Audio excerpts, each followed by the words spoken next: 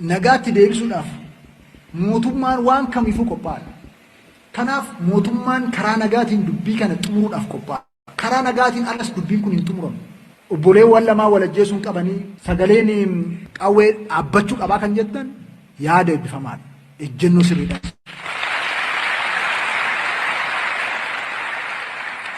Yaada kana fuuldura kan dhaabbatu diina Oromooti.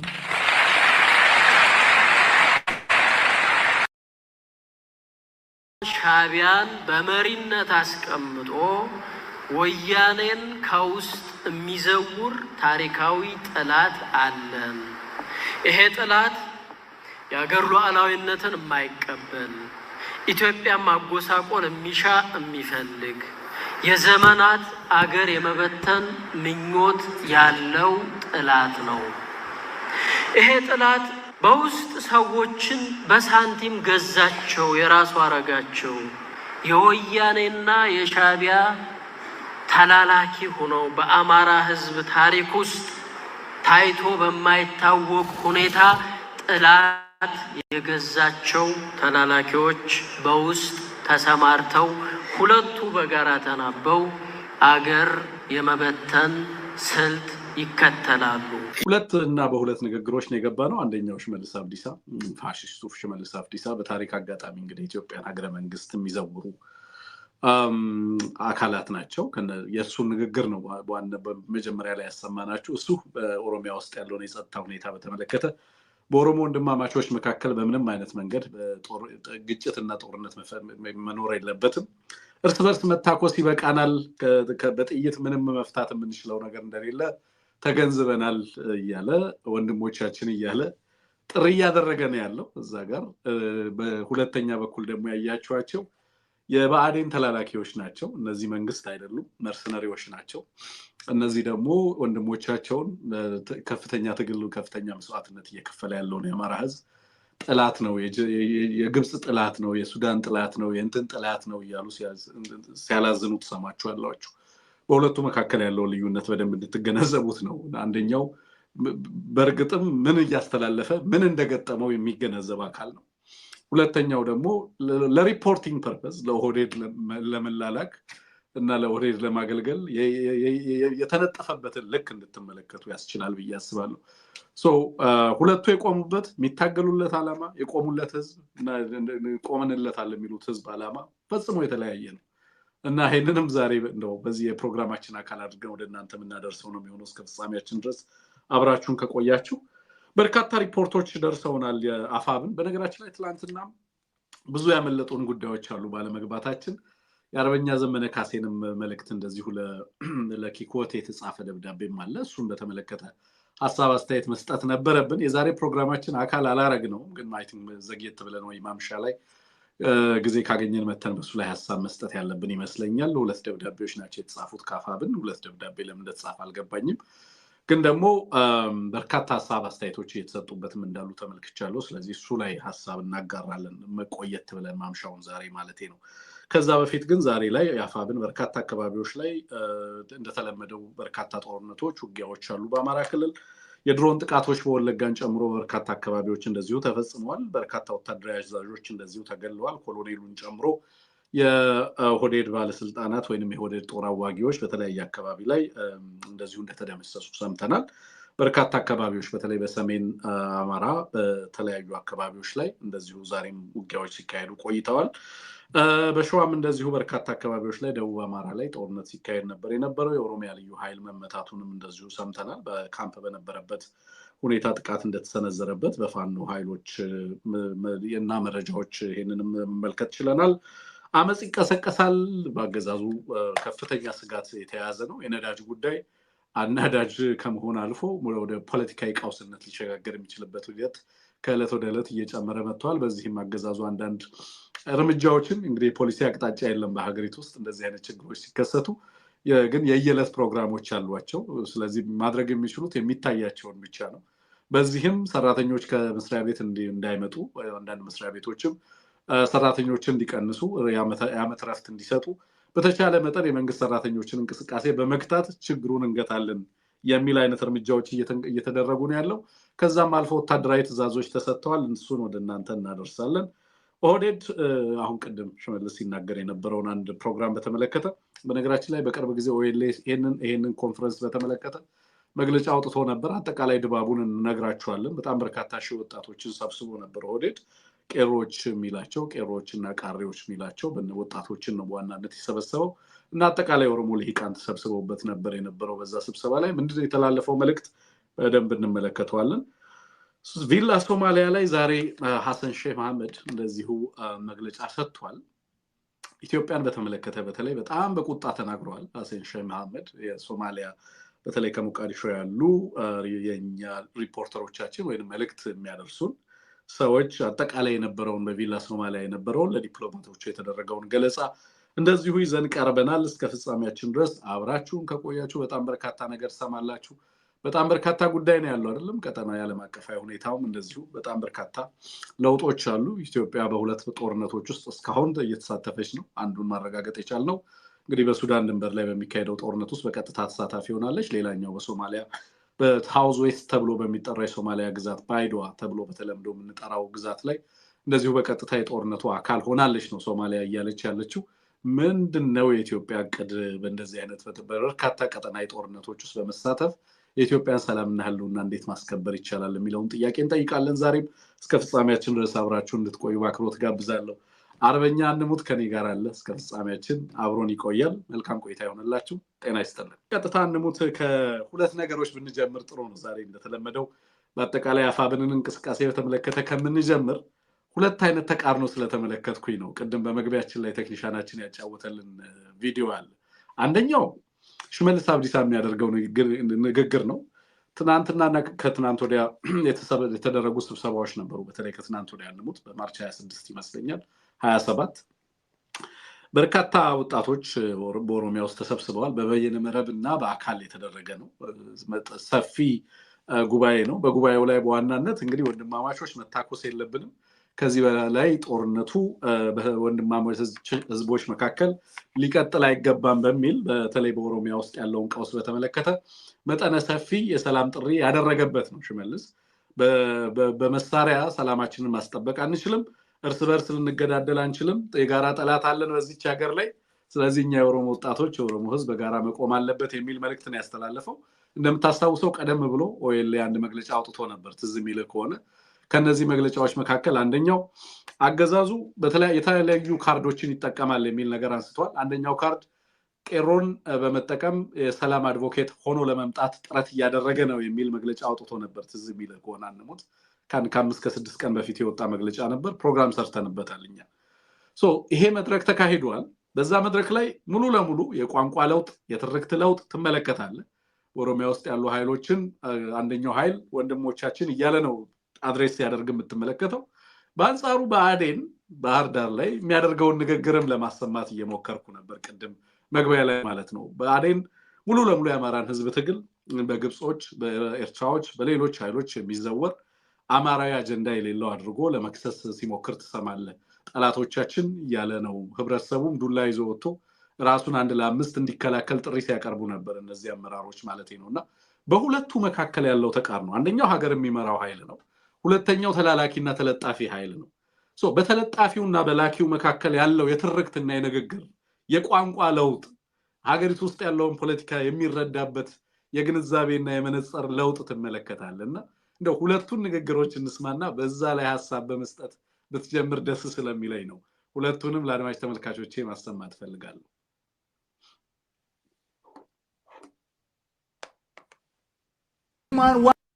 ኦሮሞ ነጋት ደብሱዳፍ ሞቱማን ዋን ከሚፉ ቆባል ከናፍ ሞቱማን ከራ ነጋቲን ዱቢ አዎ የኦሮሞን ቀዬ ሰላም ለማድረግ የኦሮሞን ደጆች ሰላም ለማድረግ መንግስት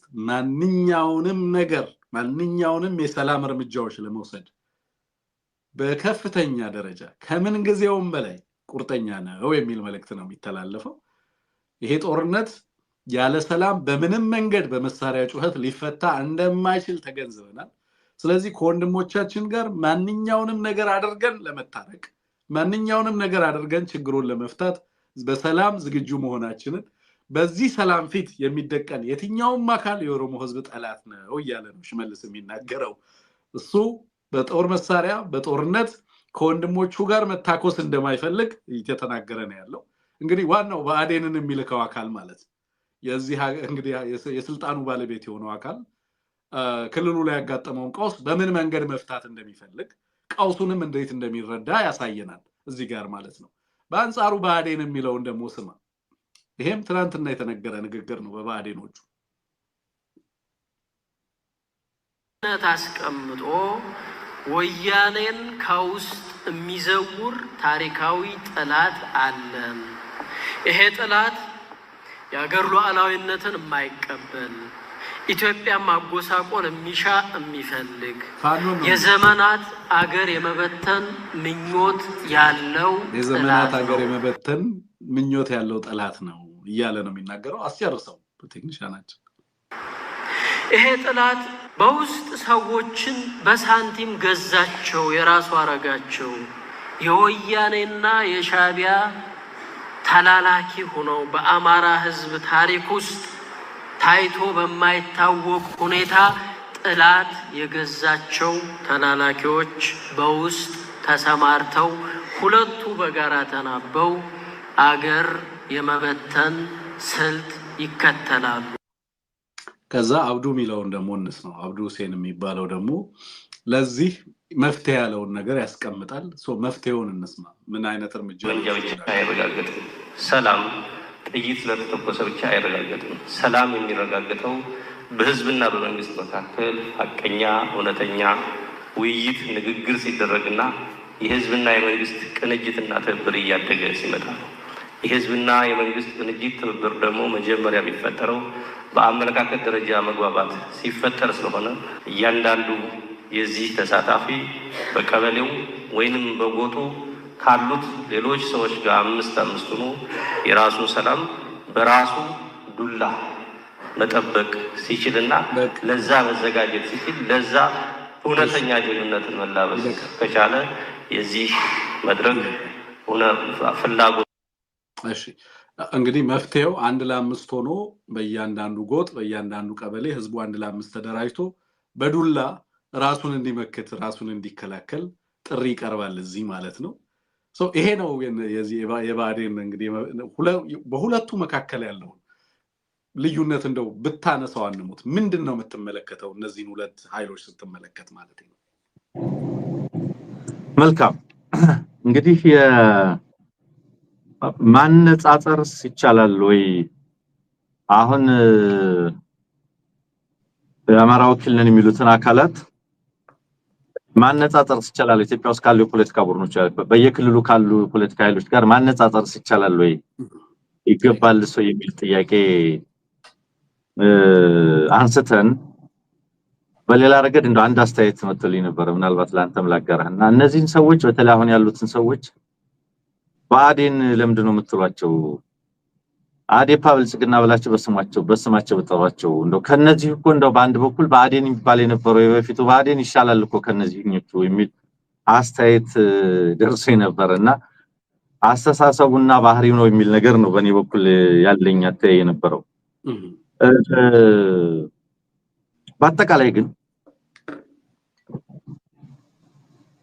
ኦህዴዶች የውስጥና የውጭ ወሬ ያላቸው ኦህዴዶች የራሳቸውን ካድሬ ሲሰበስቡ የኛ የሚሉትን ወጣት ወይም ህዝብ ሲሰበስቡ የሚነግሩት የራሳቸው የቤት ቋንቋ የቤት መልእክት አለ። ሲፈልጉ ሰሜኑን ሲፈልጉ አማራውን ሲፈልጉ ሌላውን የሚጨፈጭፉበት አደረግንልህ ሆንልህ የሚሉት አጀንዳና ጉዳይ አላቸው። በቃ ከተማውን ያዝንልህ ባንኩን ያዝንልህ ሁሉን ነገር ተቆጣጥረናል እድልህ አሁን ነው የዘመናት እንትን ሰብረን ይዘናል እየተባለ በቤት የሚወራ የቤት ወሬ አላቸው። እኔ የሚገርመኝ እነዚህ ብአዴን አዴፓን በላቸው ብልጽግናን በላቸው እነዚህ ሰዎች ስለመላላክ ሲያወሩ ሌላን አካል ስለተላላኪነት ሲያነሱ ይገርመኛል እውነት ለመናገር ማለት ኢንሄረንት ፍጥረቱ ኢንሄረንትሊ አፈጣጠሩ ከስነ ፍጥረቱ ጀምሮ ጥገኛ የሆነ የአመለካከት ጥገኛ የስልጣን ጥገኛ የፍላጎት ጥገኛ የፕሮፓጋንዳ ጥገኛ የሆነ ስብስብ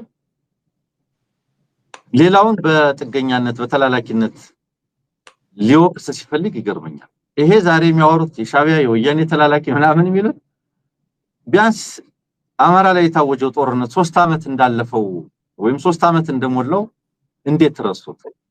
ይቺ አጀንዳ እኮ የ6 ወር አጀንዳ ነች። የወያኔ የሻቢያ ምትል አጀንዳ የዛሬ 6 ወር የጀመሯት አጀንዳ ነች። የዛሬ 3 ዓመት የት ነበሩ? ደጋግመን ያነሳነው ጉዳይ ስለሆነ ማለት ነው። እና ብአዴን ቤት ስትመጣ ለራሳቸውም ወይም ለአማራ ወይም ለራሳቸው መዋቅርና ለሌላው ህዝብ ብለው የሚያራምዱት አጀንዳም ቁም ነገርም የላቸው። ራሳቸውን ቢሰበሰቡ ህዝብን ቢሰበስቡ ፐብሊክ በህዝብ ፊትም ቢናገሩ ላኪያቸውን ያስደስታል ወይስ አያስደስትም? ኦህዴድ ይደሰታል ወይስ አይደሰትም? አለቆቻችን ይከፋቸዋል ወይስ አይከፋቸውም ከሚል እሳቤ የሚያወሩ ናቸው። ለአማራው እንዲህ አደረግንልህ ብለው ሊያነሱ የሚችሉት ነገር የለም። አሁን አማራውን እየወዘወዙት ያለው በየአዳራሹ በየተገኙበት ካድሬያቸውንም እየወዘወዙት ያለው በሐሜት ነው። ፋኖን በማማት ነው። ፋኖ እንደዚህ ነው የላኪያቸውን ትርክት በመጥፋት ነው። ትክክል መሆናቸው ምን ነው? እነ ሽመልስ እኮ ለወገናቸው እንዲያርገንልሃል፣ ከተማውን እንዲያርገንልሃል፣ እርሻውን እንዲያርገንልሃል፣ ተገዳዳሪዎቻችንን ወደረኞቻችንን በዚህ መንገድ ሰብረናቸዋል፣ እንዲህ አድርገናቸዋል እያሉ ህዝባቸው ከራሳቸው ጎን እንዲቆም አንድ እንዲሆን እንዳለባቸው በአንድ በተለያየ መንገድ ይናገራሉ። እየተዋጉም አንዋጋ ወንድማማቾች መዋጋት የለብንም ይላሉ። ወዲኞቹ ጋር ስትመጣ ጠላት እያሉ ነው የሚያወሩት። የሚገርመኝ ነገር የህዝብና የመንግስት ቅንጅት ብሎ ሲናገር ሰማሁት። ስለ ህዝብና መንግስት ቅንጅት ሰላም የሚመጣው ህዝብና መንግስት ሲቀናጅ ነው። ምን ማለት ነው የህዝብና የመንግስት ቅንጅት ማለት? ህዝብ ምን ሲበረው ቅንጅቱንም ያብራራል። በተግባር ሲገለጥ አንድ ለአምስት ተደራጅታችሁ በዱላ ራሳችሁን ስትከላከሉ ነው ይላል። ቅንጅቱንም ያብራራል። አንደኛ ህዝቡ ራሳችንን እንከላከል። ህዝቡ የሚከላከለው እኮ ካገዛዙ ነው። ከዚህ ስብስብ ከባዴን ወራሽ ነው፣ ትውልድ ነው፣ ከዚህ ኃይል ነው። ከባዴናውያን ነው ራሱ የሚከላከለው። ይሄ ህዝብ ራሱን መከላከል ካለበት መከላከል ያለበት ከባዴንና ከሱ መዋቅር ካድሬ አጠቃላይ ስምሪት ነው ራሱን መጠበቅ ያለበት እንጂ ከልጆቹ አይደለም።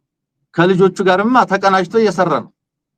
ህዝብ ለዓላማው ሲል ለትግሉ መነሻ ሲል ከትውልድ ጋር ከአዲሱ ትውልድ ጋር ከታጋዩ ኃይል ጋር ተቀናጅቶ እየሰራ ነው ያለው።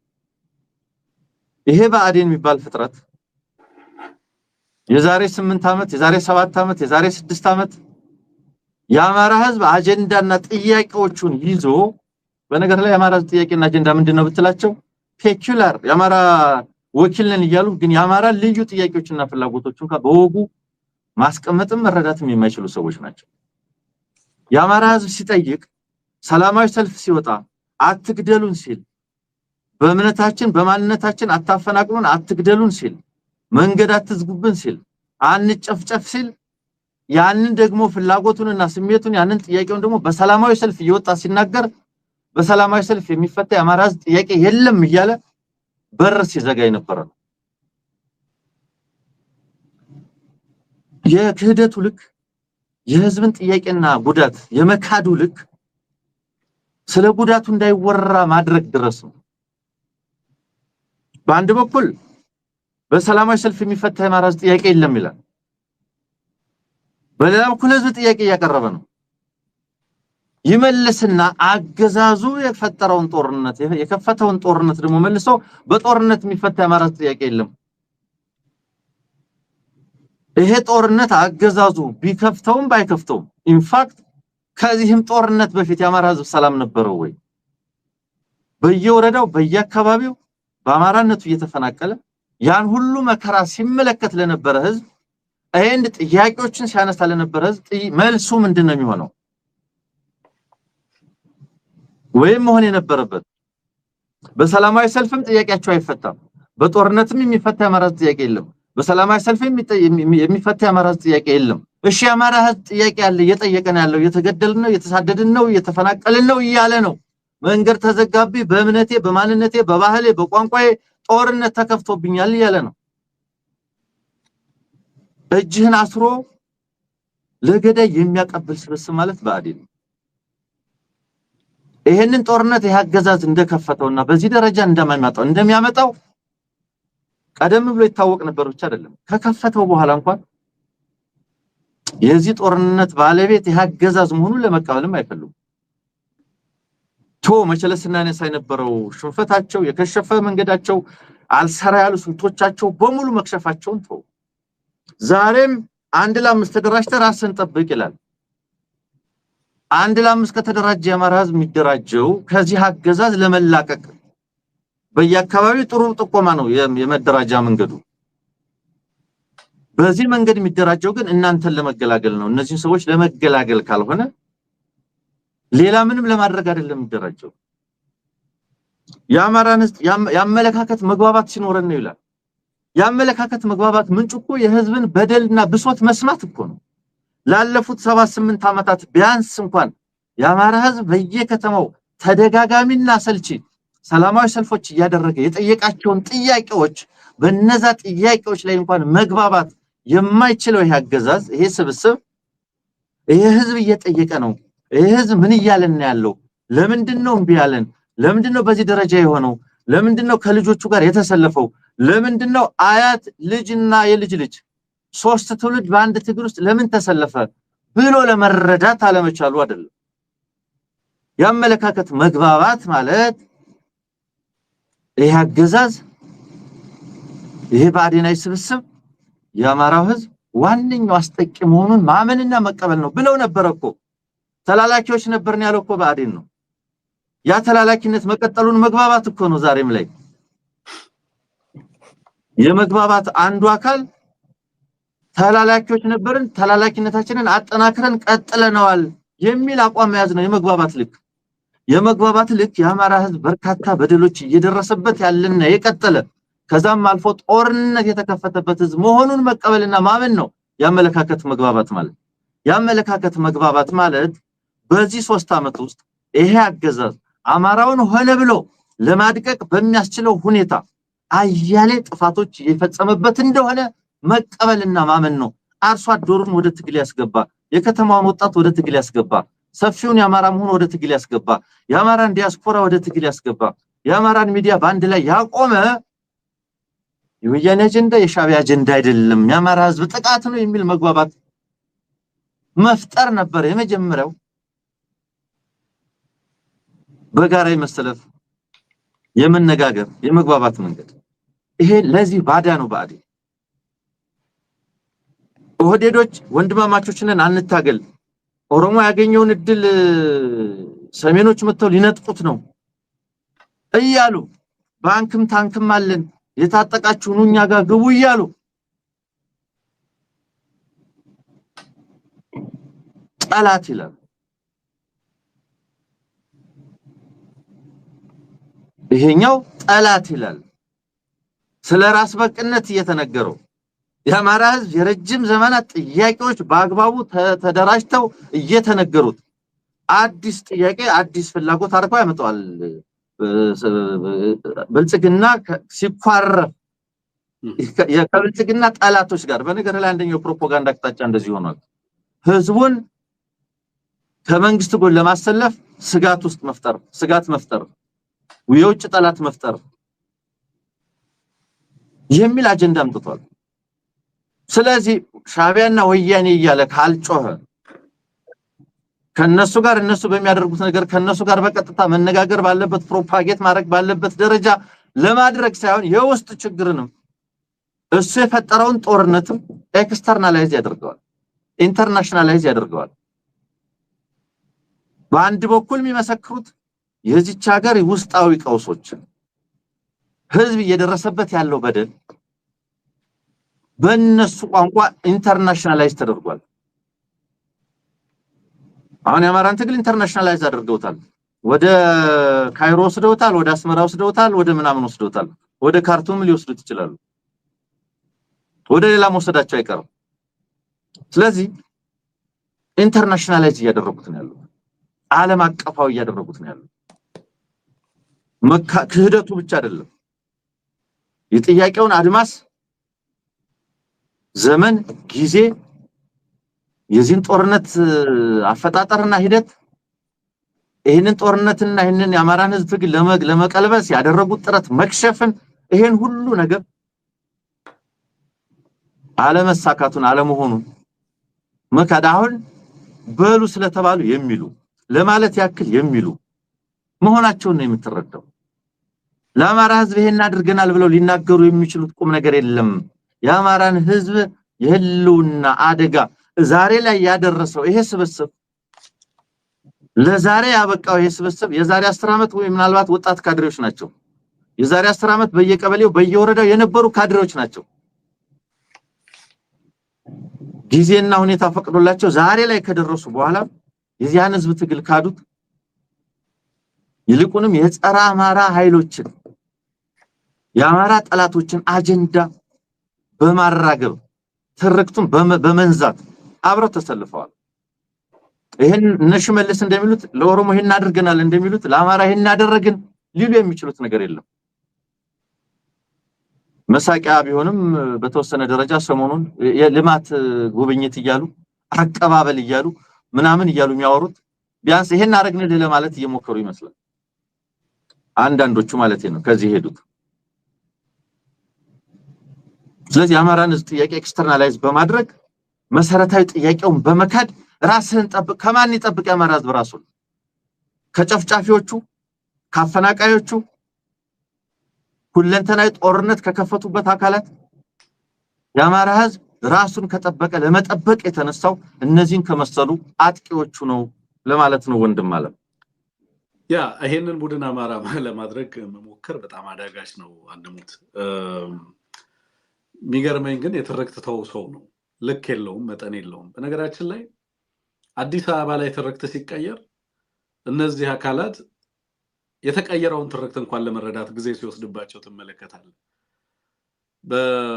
ከቅርብ ጊዜ ወዲህ ለምሳሌ አዲስ አበባ ላይ ያለውን ትርክት ሻቢያን በተመለከተ ሌሎች ሀገራትን በተመለከተ ይነገሩ የነበሩ በተደጋጋሚ አሰልቺ ትርክቶች ለጊዜው ሳይለንስድ ሆነዋል ስትራቴጂካሊ አገዛዙ አዲስ አበባ ላይ ዝም ለማለት ጥረት እያደረገ እንዳለ ተመለከታለህ በተለይ ደግሞ ማርኮ ሩቢዮ ከደወለ በኋላ ማለት እነዚህ አካላት ግን እንደዛ አይነት ሽፍቶችን እንደዛ አይነት ለውጦችን እንኳን አይሰሙም አንድ ጊዜ ታስታጥቃቸዋለህ የሆነ ነገር ትነግራቸዋለህ እስከ መጨረሻ ድረስ የዛ ትርክት ሰለባ ሆኖ ያንን ትርክት በተደጋጋሚ ሲናገሩ በየለቱ በዛ ትርክት ላይ ሲያላዝኑ ተሰማቸዋለህ እነሱ ይሄን ይያሉ ባሉበት ጃልሰኝ ትላንትና በዚሁ መድረክ ላይ እንግዲህ ጃልሰኝ ማለት ከዚህ በፊት የኦኤል አካል የነበረ የተወሰነ ዊንግ ይመራ የነበረ በኋላ ላይ የመንግስት ተልእኮን ተቀብሎ እዛ ውስጥ የቀጠለ ግለሰብ እንደነበረና በኋላ ላይ ማገዛዙ ጥሪ አድርጎለት ወደ አገዛዙ የተመለሰ አካል ነው ወደ አገዛዙ ከተመለሰ በኋላም ስልጣን ተሰጥቶት እየተንቀሳቀሰ ያለ ግለሰብ ነው እሱ የሚለውን አንድ የተወሰነ ነገር እንስማ ምን እንደሚል ማለት ነው ለባዴኖች በተወሰነ መንገድ እንደው እነዚህ ሰዎች ከእንደዚህ አይነት ሜንታል ስሌቨሪ ካምሮ ባሪያነት በአንድም በሌላ መንገድ ማውጣት ከተቻለ ብዬ ነው በነገራችን ላይ እንጂ በእነዚህ ግለሰቦች ላይ መድከም ተገቢ ነው ያስብ አይደለም እንደው ግን የሚገባቸው ከሆነ ደግሞ ደጋግሞ በመናገርም ምናልባት አንድም ሰው ማዳን ከተቻለ እንሞክር በሚል እንጂ ይሄ ቡድን ምን ከዚህ ቡድን ጋር የሚኖረው ኢንጌጅመንት አማራ ምን መሆን እንዳለበት ያማራው ህዝብ ዲፋይን ያደረገው ጉዳይ ነው ብዬ ነው ማስበው ሌላ ዲስ ኢንቨንት መደረግ ያለበት ነገር አለ ብዬ አይደለም ግን እንደው ከተማሩ ምን በዛው መድረክ ላይ ሽመልስ ይሄን በተናገረበት መድረክ ላይ ጃልሰኝ የሚለውን ትንሽ ላሰማችሁ አባ ጋፈጨብስ ኦሪማል ወዳ ይጀጃምስ ከበፊከኛ ጎነ ቃቦ ኦፊከኛ በነ ቅሌንስ ኡመተ ኦሮሞ ሴኒ ዋን ኡመተ ኦሮሞ ጉያዳ ጉያቲ ራኮ ኡመተ ኦሮሞ ጉያዳ ገረ ጉያቲ ኬስ ሜሳጅሩ አርጉት ዘለሽ kana ambisun dilqama eenyuti yoo jenne dilqama kof dilqama keessan inna yoo jenne immoo ambisun ni danda'a naannoo oromiyaatti fiduudhaaf wareegama barbaadamu ni kaffalla wareegama gaafa jedhu barbaadu wareegama lubbuu haa ta'u wareegama dadhabbii miti wareegama qabeenyaa miti wareegama biraa miti wareegama lubbuu yoo ta'e kaffallee nagaa marrabbaa qe'ee maatii keenyaa qe'ee warra keenyaatti fiduu ni dandeenya yoo taane kutannoon kanaaf eessaa ka'aa yoo jette nurraa ka'aa jalqabuu taane falli ሙሉ ቪዲዮውን ፈልጋችሁ ልትሰሙ ትችላላችሁ አለ እኔ ጋር ግን ከጊዜ አንፃር ላቆመውና በአጠቃላይ በዚህ ላይ የሚያነሳቸው ነገሮች ምንድነው የሚለው ይሄንን ስርዓት ብዙ ዋጋ ከፍለን ያመጣ ነው ይሄኛ ስርዓት ነው ይሄንን ስርዓታችን የጎደሉት ነገሮች ሊኖሩ ይችላሉ ያላሟላናቸውና ያልመለስናቸው ጥያቄዎች ሊኖሩ ይችላሉ እነዚህን በሂደት እንመልሳለን ግን የኛን ስርዓት እኛ ራሳችን ልናፈርስ መረባረብ የለብንም ይሄንንም ካደረግን ብዙ ክፍለ ዘመን እንድንጠብቅ እንገደዳለን ደግመን ወደ ስልጣን ለመምጣት ይያለ ነው የሚያወራው ሶ ኢንሄረንትሊ ይሄንን ስርዓት ሙሉ ለሙሉ የኦህዴድ ስርዓት እንደሆነ የስርዓቱ ባለቤት ማን እንደሆነ በትክክል ዲፋይን አድርጎ ለምን ይሄንን ስርዓት መጠበቅ አስፈላጊ እንደሆነ በግልጽ ይናገራል ስርዓቱ በኢትዮጵያ ውስጥ ወንድማማችነት እኩልነት አብሮነት በዲሞክራሲ ስርዓት ላይ የተገነባ የኢትዮጵያን ህዝብ ሁሉ እኩል ያደረገ ስርዓት እንደሆነ ሳይሆን እኛን እና የኛን ዘመን እኛን የዋጀ ስርዓት ፈጥረናል ነው የሚሉት እዚህ ላይ ኦህዴዶች በቃ የስርዓቱ ባለቤት ማን እንደሆነ በግልጽ ነው የሚናገሩት እዚህ ለማስተባበል ለመሸፋፈን ጥረት አያደርጉም በነገራችን ላይ ለምንስ ይደረጋል ማን ተፈርቶ ይደረጋል ለዚህ ስርዓት ሚሊሻ የሚመለምል በአዴን እስካለ ድረስ ለምን እነዚህ ኃይሎች ዲሞክራሲያዊ ስርዓት በኢትዮጵያ ለመመስረት ይገደዳሉ አይገደዱም በነገራችን ላይ የዲሞክራሲ ስርዓት አንሙት ይሄ ሰዎች ዲሞክራሲያዊ ስርዓትን የመገንባት ናቹራል ቴንደንሲ የላቸውም ሰዎች የዲሞክራሲያዊ ስርዓት የሚገነባው ሰዎች ተገዳዳሪ ኃይሎችን ኮንፍሊክቲንግ ኢንትረስቶችን ለማስታረቅ አስገዳጅ ሁኔታ ውስጥ ሲገቡ ብቻ ነው የእኩልነት ስርዓትን የሚዘነጉት ከዛ ውጪ የባሪያ ስርዓት አንዱ የሀገሪቱ ማስተር ሌላኛው ተላላኪ ሆኖ የሚቀጥልበትን አይነት መስተጋብር ሊመሰርቱ ይችላሉ ይሄ በታሪክም በብዙ ሀገራትም የምትመለከተው በአዴንን ሰው ለማድረግ ድርጅት ለማድረግ አማራ ለማድረግ የምንለፈው በዛች ሀገር ላይ ዲሞክራሲያዊ ስርዓት እንዲመጣ የህዝቦች እኩልነት እንዲመጣ ሀገር የሁሉም ህዝብ በጋራ በእኩልነት የሚኖርባት ሀገር እንድትሆን አንዱ አፈናቃይ ሌላው ተፈናቃይ የሆነበትን ስርዓት ለመቀየር የሚደረግ ጥረት አንዱ ገዳይ አንዱ ጦርነት አዋጅ ሌላው ደግሞ ራሱን ከሞት እና ከጥፋት ለመከላከል የተፈረደበት የሆነውን መስተጋብር ለመቀየር የሚደረግ ጥረት ነው በነገራችን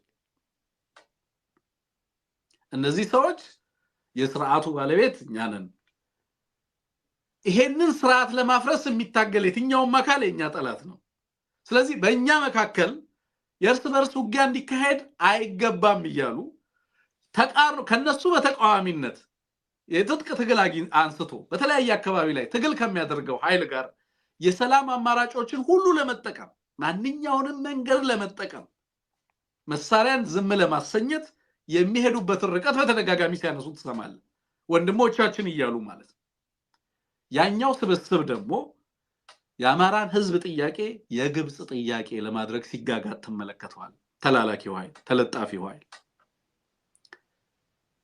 አንድ ላረጋግጥለት የምፈልገው ነገር በዚህ አጋጣሚ በአዴ የሚናፍቀው ኦልድ ዴይ ተመልሶ አይመጣም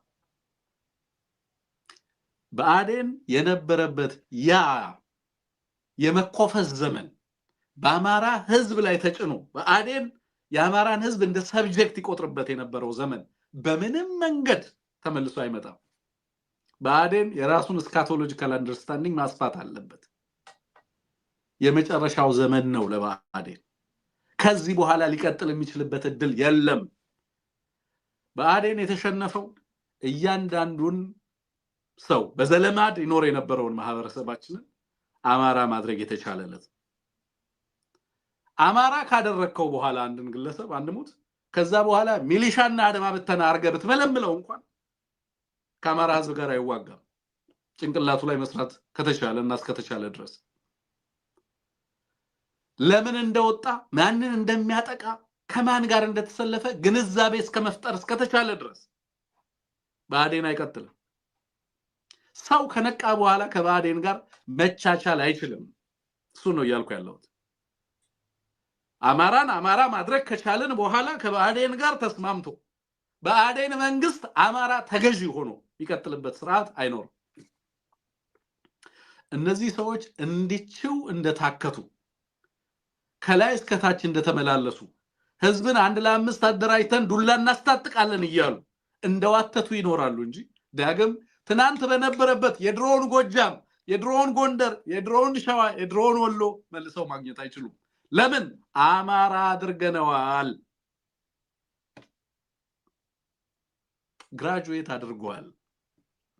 ማርጂናል ከነበረ ማህበረሰብነት ከተገለለ ማህበረሰብነት ኢፖለቲካዊ ከነበረ ዲፖለቲሳይዝ ከተደረገ ማህበረሰብነት የተደራጀ የፖለቲካ ማህበረሰብ እንዲሆን ማድረግ ተችሏል። አማራን ለብአዴን አይገዛም። ቅድም እንዳልከው አንሙት ግብጽ ሊሄዱ ይችላሉ፣ ሱዳን ሊዋትቱ። በነገራችን ላይ የአማራ ትግል ከግብጾችም ከሱዳኖችም ቁመና በላይ ነው። እኛ የአማራን ህዝብ ትግል የምንመለከተው ለሱዳንም ሰላም በኢትዮጵያ ውስጥ የሚመጣው ለውጥ መሰረታዊ በቀጠናው ላይ ለሚኖር ሰላም መሰረታዊ ለውጥ የአማራ ህዝብ ትግል በኢትዮጵያ ውስጥ የሚያመጣውን ስርዓታዊ ለውጥ ለቀጠናው ህዝብ ሰላምና ደህንነት ዋስትና ይሆናል እያልን ነው። ምን ማለት ነው? በሌላ አነጋገር በሱዳንም በሌሎች የጎረቤት ሀገራትም ያለው ሰላምና የሰላም መናወጥ ያለው ቀጠናዊ ቀውስ ኢትዮጵያ ውስጥ በሚኖረው ሽግግር የሚወሰን ነው እያልን ነው። ለሱዳን ሰላም ዋስትና ነው የአማራ ትግል እያልን ነው እንጂ ለአማራ ህዝብ ደህንነት ሱዳን ዋስትና ይሁን እያልን አይደለም። በምን አቅሙ ነው ሱዳን ለአማራ ህዝብ ደህንነት ዋስትና የሚሆነው? and we're more than Sudan now። እውነት ለመናገር የአማራ ህዝብ አሁን የሚያደርገው ትግል ከሱዳን በላይ ነው፣ ከግብጽም በላይ ነው። ግብጽ የራሱ ፌር ሼር ኦፍ ፕሮብለም ያለበት ሀገር ነው። ተላላኪነትን የሚቀበል አማራዊ አጀንዳ የለም። ብአዴን ነው በተላላኪነት ቅርጽና ቁመና የተቀረጸ ሐውልት እያልን ያለነው። ይሄንን መግባባት ያስፈልጋል። ይሄንን በግልጽ ቋንቋ መረዳት ያስፈልጋል። ብአዴንን አማራ ለማድረግ ነው ይሄ ትግል። እነሱ አማራ በሆኑ ማግስት ከዚህ አገዛዝ ጋር ተሰልፈው ወገናቸውን አያጠቁም ነው እያልን ያለነው። አማራዎች ስላልሆኑ በጸረ አማራነት ቅርጽ ስለተቀረጹ ትርክታቸው እንኳን በጣም ያረጀ የፈጀ ከሰው የተዋሱት ትርክት ንግግራቸው እንኳን አንተ አነጋገርና ያነጋገር ገጽታ ያነጋገር እንትንህን እንኳን አትቀይርም። በዚህ ደረጃ በትውልድ ላይ የሚገለጽ መብከት ይሄ ንግግር የሁለቱ ሰዎች ንግግር ላኪውና ተላላኪው የሚናገረውን እንድታዩት ነው ይሄ ፕሮግራም ያቀረብኩት። ላኪው ገብቶታል ምን እየመጣ እንዳለ ሽመልስ አብዲሳ በሀገሪቱ ውስጥ ተገንዝቧል፣ ያውቃል። ለሽመልስ አብዲሳ ምን ነግረው እነዚህ ብአዴኖቹን ተዋቸው። የአማራ ህዝብ ትግል በነገራችን ላይ is beyond their scope። እነሱ ከሚገነዘቡት በላይ ነው የአማራ ትግል። ብአዴንን እንዳልነው ዩዝፉል ኢዲየት ስለሆነ አሁን ለሚሰጠው ፐርፐዝ ነው ብአዴን በከተሞች ላይ የሚሰራቸውን ሚና እየሰራ እንዲቀጥል የተፈቀደለት እንጂ ብአዴንን የማጽዳት ቢሆን የአማራ ህዝብ ትግል ብአዴን ደራድሮ ከአማራ ህዝብ ላይ ተጠራርጎ ተባሯል። አሁን ስለሚሰጠው ፐርፐዝ እሱም ዲፋይንድ የሆነ ፐርፐዝ ከተሞች ላይ አገልግሎት እንዲሰጥ። ምክንያቱም ይሄንን መዋቅር ሙሉ ለሙሉ አሁን ላይ ብታፈርሰው ምንም ፋይዳ ስለሌለው ግን ደግሞ በሂደት ውስጥ እየፈጠረ ያለውን ተጽዕኖ መቀነስ፣ ለምሳሌ ሚሊሻ ይመለምላል፣ አድማ ብተና ይመለምላል። ይሄንን አቅሙን ሙሉ ለሙሉ ማሽመድመድ ተገቢ መሆኑን በግልጽ ማወቅ ተገቢ ነው። ከዛ አገልግሎት እየሰጠ ሊቀጥል ይችላል፣ በጀት እየተቀበለ ሊቀጥል ይችላል። ምክንያቱም ትግሉ ከብአዴን በላይ ሀገራዊ ለውጥን ታሳቢ ያደረገ ስለሆነ ብአዴን ግን የአማራ ህዝብ ትግል ብአዴንን የማጽዳት ብቻ ቢሆን ኖሮ ገና ድሮሱ ተጠናቋል። ከዛ በላይ ዓላማዎች ያሉት ትልልቅ ስትራቴጂክ ግቦችን ያስቀመጠ ትግል ስለሆነ በዚህ ቡድንና በዚህ ቡድን ላይ ብቻ ትኩረት አድርጎ ስለማይሰራ ለትልቅ ዓላማ ስለሆነ ዝግጅቱ ይሄ ቡድን ዛሬም በከተሞች በዞን ከተሞች በክልል ከተማ ገብቶ ወጥቶ የፈለገውን ነገር እንዲናገር እድል ሰጥቶታል። ሌላኛው ግን ዋናው ላኪው ብአዴንን በሚሊሻነት በመርሰነሪነት የቀጠረው ግለሰብ ቡድንና ስብስብ የዚህ በሀገሪቱ ውስጥ የእቡይ ፍላጎት ባለቤት የሆነው ኦህዴድ ግን ምን እየመጣበት እንዳለ ተገንዝቧል። እሱ ምን እያለ ነው ያለው? ሌሎች ኃይሎች ተደራጅተው ተጠናክረው በኢትዮጵያ ውስጥ ዴሞክራሲ ይገባናል ብለው መጥተዋል። እስከቻልን ድረስ እንታገላቸዋለን። እኔ በላይ ሆኜ መቀጠልበትን ስርዓት ልፍጠር ነው አይደለም? ኦህዴድ የሀገር ባለቤት እኔ ሆኜ ሌላው ሰፋሪና ጭሰኛ ሆኖ የሚቀጥልበትን ስርዓት እንፍጠር ነው አይደለም እያለ ያለው። ያንን አታደርግም፣ አንፈቅድልህም፣ አታፈናቅልም። በኢትዮጵያ ጉዳይ ላይ በጋራና በእኩልነት ብቻ የምንተዳደርበት ስርዓትን ፖለቲካዊ ማህበርን እናኖራለን የሚል ትግል ነው የገጠመው። ኦህዴድ ተገንዝቧል እያጋጠመ ያለውን ሽንፈት። በዚህም ተሰብስቦ ከልሂቃኑ ጋር ምን ማድረግ እንዳለበት ይመክራል። ያኛው ምን እየመጣ እንዳለ ስለሚያውቅ፣ ይሄኛው ግን መርሰነሪ በደሞዝ የራሱን ወገን የሚወጋ በተላላኪነት ተሰልፎ ሀገር ሊያፈርሱ ነው ይላል። from the very የአማራ ትግል እና የአማራ ትግል ባህሪ አንፃር ተቃራኒ የትኛው የአማራ ድርጅት ነው ስለ ሀገር መፍረስ ሲያወራ የሰማው? አንሙት። በቀጥታ የተሸከመውን አጀንዳ ተመልከተው። በትክክል እንኳን ትግሉን ዲፋይን አድርጎ እነዚህ ኃይሎች ምንድነው የሚፈልጉት እንኳን ብሎ ለመገንዘብ ምን ያህል ሩቅ እንደሆነ ከትግሉ ተመልከት። ሀገር ሊያፈርሱ ሀገር ሊበትኑ ነው የተሰለፉት ይላል። ሀገር መፍረስ ምን ማለት ነው? ሀገር መበተን ማለት ምን ማለት ነው? መቼ ነው ሀገር የሚበተነው? እንዴት ነው ሀገር የሚበተነው? ምንድነው ሀገርን የሚበትነው የሚለውን አይገነዘብም። የአማራ ህዝብ ትግል ሀገርን ከጥፋት ህዝብን ከእልቂትና ከውድመት የመታደግ ትግል እንጂ ሀገርን የመበተን ትግል አይደለም። በምንም አይነት መንገድ በዛም መንገድ ተሰልፎም ተደራጅቶም አያውቅም ማህበረሰቡ። ከእሴቱም ከታሪኩም ተጻራሪ ነው። ይሄ ሌብሊንግ ግን ከየት የተወሰደ ነው? ከላኪዎቹ የተወሰደ ነው። ትርክት እንኳን ከህዝቡ ጋር ኮሙኒኬት ስታደርግ የምትናገረውን እንኳን እንዴት አታውቅም? ህዝብ ጋር ምን ይዘህ መምጣት እንዴት እንዳለበት አትገነዘብም። ፍጹም አማራዊ ያልሆነ በጠላት ቁመና የተሰራ የአማራን ህዝብ እንዲያወድም ብቻ ተልኮን የተሸከመ ስብስብ እንደሆነ በትክክል ትመለከተዋለህ ማለት ነው። ለምንድን ነው ኢነርጂያችንና ጊዜያችንን እዚህ ቡድን ላይ የምናጠፋው? ጠላት ነው፣ ምንም ጥያቄ የለው። ጊዜ የምናባክነው የመማር ፍላጎት ካለው እንዲማር ነው፣ ሌላ ነገር የለው። ለመማር ሁሌም አይረፍድም። አንሙት። ሰዎች ሁሉ ጊዜ እንዲማሩ ሆነው የተፈጠሩ ናቸው። የተፈጠረ ስብዕና ነው ሰው ያለው። humans are learning animals አይደለም? እንግዲህ አኒማል አይደለንም የሚል ሌላ እንትን ክርክር እንዳለ አውቃለሁ። ግን እንደው ዝም ብሎ የሚባለውን የሰው ልጅ በህይወት ዘመኑ ሁሉ የመማር እድል አለው።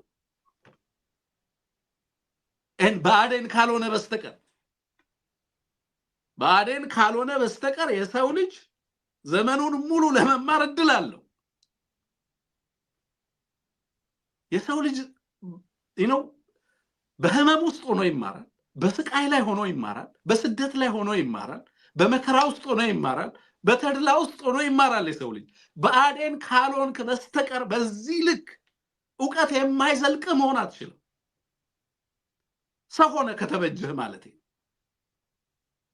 የስነ ፍጥረትን እንትን እኮ እንድንጠይቅ ነው እኮ እያስገደደን ያለው ብአዴን ናቹራሊ ማለት ነው። እና ደጋግመን በሁሉም ቋንቋ የሚነገሩትን እየተረጎምን እያቀረብንለት ነው። ምን እናደርግ ከዚህ በላይ?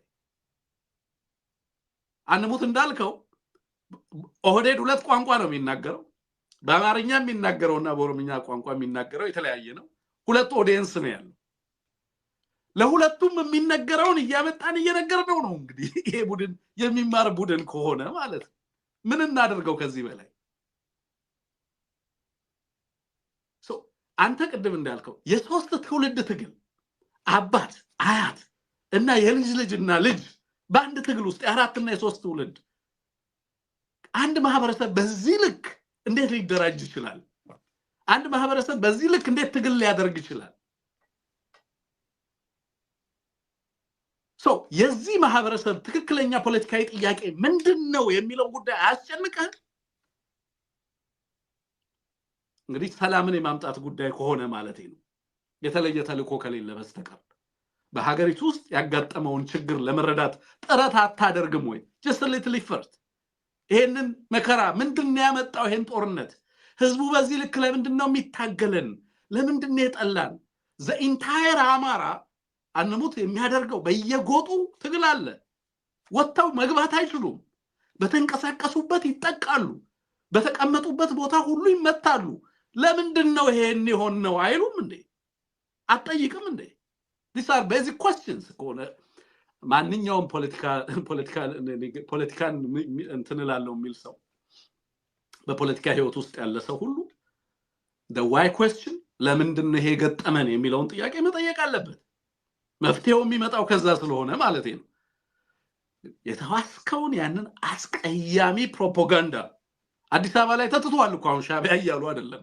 ሰሞኑን ሬድዋን ሁሴን ሰብስቦ ጋዜጠኞቹን ዋና ጠላታችን ግብጽ ነው ብሏል ሻቢያ ማለትም ተተዋል ሰሞኑን ከዛ ስልክ በኋላ ዩናይትድ አረብ ኤምሬት ላይ የመጣውን ነገር ከተረዱ በኋላ ኤርትራ ማለት አቁሟል ባዴን አልሰማም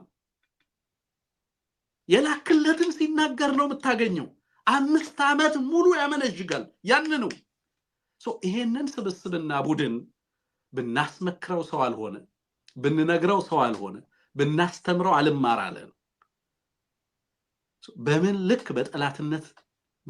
በጠላትነት ከህዝባችን ጋር ከህዝባችን ተቃርኖ ተሰልፎ የራሱን ህዝብ እንደሚያጠቃ ግን ማሳየት ተገቢ ነው ስለማሰብ በዚህ ልክ ይሄንን ቡድን ለማሳየት እየተገደልን ያለ ነው ናው ይሄንን ካልን በኋላ በቀጥታ ወደ ሌሎች ጉዳዮቻችን እንለፍ አፋብንም በተመለከተ ምን አዲስ ነገሮች አሉ አንሙት እንግዲህ ኮሎኔሎቹ የ53ኛ ክፍለ ጦር ዛሬ ኮሎኔል አዛናው ጋር ደውለን ነበር ካሜራ ብሮድካስት ከዚህ ከኤቢሲ ማለት ነው እና አንዳንድ ነገሮችን ለማጣራት ሙከራ አድርገናል በኔ በኩልም እሱን አላነሳው አንሙት እሱን አላሰማም እንግዲህ ከሱ ጋር የነበረንን ቆይታ ሌላ ቀን እናስተላልፈዋለን አንተ ጋር ያሉትን የተደራጁ መረጃዎችን ንገረን ምንድነው ያለው በፋኖች ዘንድ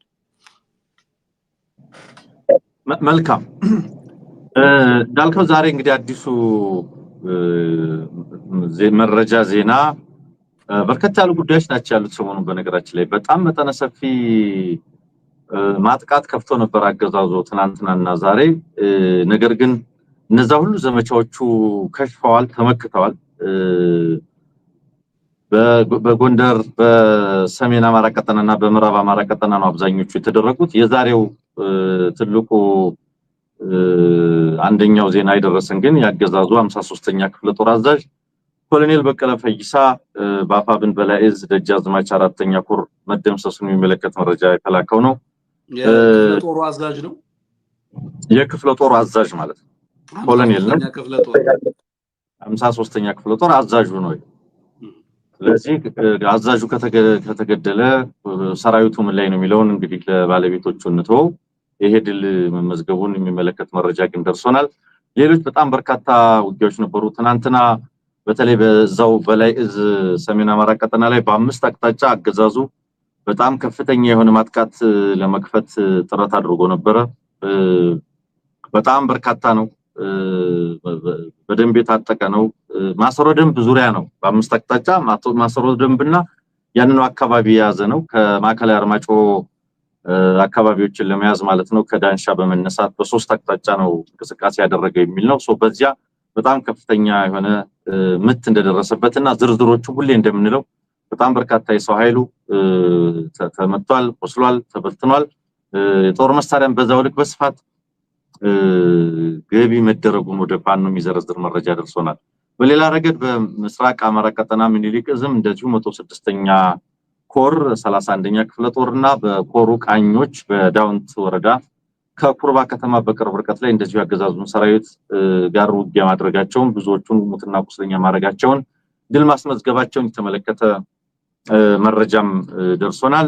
በሌላ ረገድ በተለይ 3 ቀን የፈጀ ውጊያ አገዛዙ አሁን በጣም ከፍተኛ የሆነ ኃይል አሰማርቶ የነበረው ከመጋቢት 16 እስከ 19 ማለት ነው ለ3 ቀናት የተደረገ ውጊያ ነበረ በምዕራብ ቀጠና አማራ ማለት ነው። በተለይ የውጊያው ዓላማ ምንድነው? አንሙት ለምንድነው ይሄን መጠነ ሰፊ ጦርነት የከፈተው?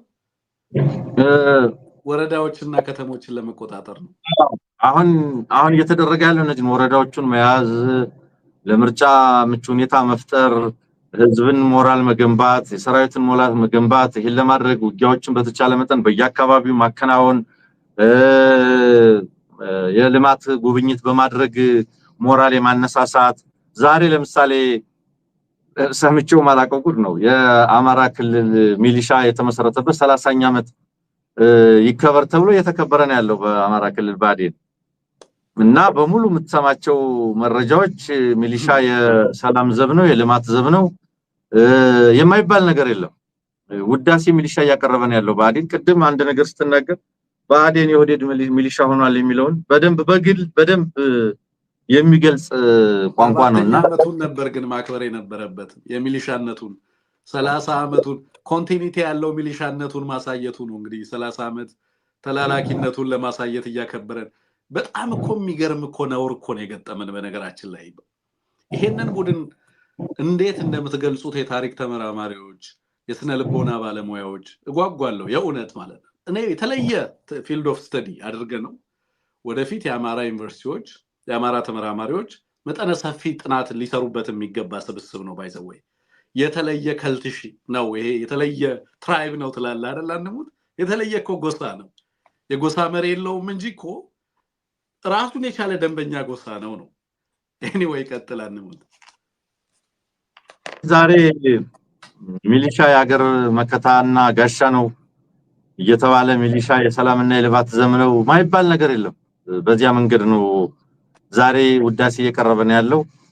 ነገረ ስራ ሁሉ ዞሮ ሄዶ ወደ ሚሊሻ ዞሯል። ራሱም ሚሊሻ ነው። አንዳንዶቹ ሚሊሻ የነበሩም ናቸው። እንግዲህ እኔ ሚሊሻ አገር የታደገ ሚሊሻ ካለው እውነት ነው። አሁን ያለው ሚሊሻ ግን ከራሱ ህዝብ ጋር በራስ ጠልነት እንዲሰለፍ የተደረገ ስለሆነ ነው ስህተት የሆነው። ወደ ራስ የሚተኩስ የራሱን ወገን የሚያጠፋ በመሆኑ ነው። መሳሪያ ነው የሆነው። ህይወትን ነው የገበረ ያለው። ምንም ሊያተርፍ የሚችለው ነገር እንደሌለ ግልጽ ነው። ይሄ ነው የሆነው። የጀመርኩልህ በምዕራብ ቀጠና ለ3 ቀናት የተደረገ ውጊያ አለ። የ88ኛ ክፍለ ጦር ነው ከወንበርማ ሽንዲ የሚጀምር ከዛም አድማሱን አስፍቶ በኮሶበር በቡሬና ቁጭ ተጨማሪ 3 ሻለቆችና አጠቃላይ 4 ሻለቆችን አገዛዙ ያስተማራበት እንደውም ያንን ሲገልጹት ወታደራዊ ማዕበል የተጠቀመበት ውጊያ ነው የሚሉት። ግን ይህንን 88ኛ ክፍለ ጦር ከ14 ሰዓት በላይ ጠላትን ከቦ በመዋጋት ማክሸፉን የሚገልጽ ነው። በ17 በ18 በ19 ከ16 ጀምሮ የቀጠለ ውጊያ መሆኑን የተመለከትንበት ነው። በከፍተኛ ደረጃ ወታደራዊ ማጥለቅለቅ ነው ሊያከናውን የፈለገው ነው የሚሉት። እንግዲህ ይሄ ሁሉ ግን አልተሳካም ነው። በየጊዜው በየቦታው ሲመታ ኃይል ይጨምራል፣ ሲመታ የሆኑ ሻለቆች ይጨምራል።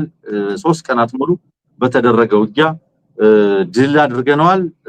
በርካታ ሰብአዊና ቁሳዊ ኪሳራ አስተናግዷል ነው የሚሉት። በበቀል ስሜት ንጹሃንን ረሽኗል። በይዞት በመጣው 4 ኦራል የግለሰቦችን ንብረት በርበሬ፣ በቆሎ፣ ሞተር፣ ብስክሌትና ሌሎች ቁሳቁሶችን ዘርፎ ሄዷል የሚል ነው። ሌላው ምስራቅ አማራ ቀጠና ላይ ከደሴ ወደ ተንታ ሲንቀሳቀስ የነበረ ያገዛዙ ኃይልም እንደዚሁ በሽምቅ መመታቱን የሚያሳይ መረጃ ተልኮልናል። እነዚህን መሰል ፋኖ እንግዲህ በጣም በርከት ያሉ ደቡብ አማራ ላይም ሰምቻለሁ አንሙት ልዩ ኃይሉ ጋር የነበረው መረጃው ደርሶ ከሆነ ልዩ ኃይል ከኦሮሚያ ልዩ ኃይል ጋር ደቡብ አማራ ላይ እንደዚሁ የተደረገ ውጊያ ነበረ። ልዩ ኃይሉ ያለበትን ካምፕ እንደዚሁ መምታት ብሏል ፋኖ። እሱም ደርሶናል የኦሮሚያ ልዩ ኃይል።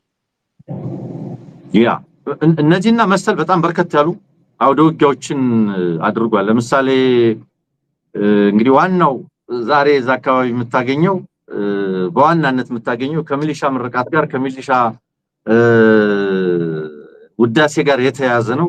ሞራል እንገንባ ነው። ደብረታቦር ላይ ሰብስቦ አገዛዙ አሁን ሚሊሻ ጸጥታ መዋቅር ብሎ እንደገና ሞራል ለመገንባት በሚል እየታከተ ነው የሚገኘው።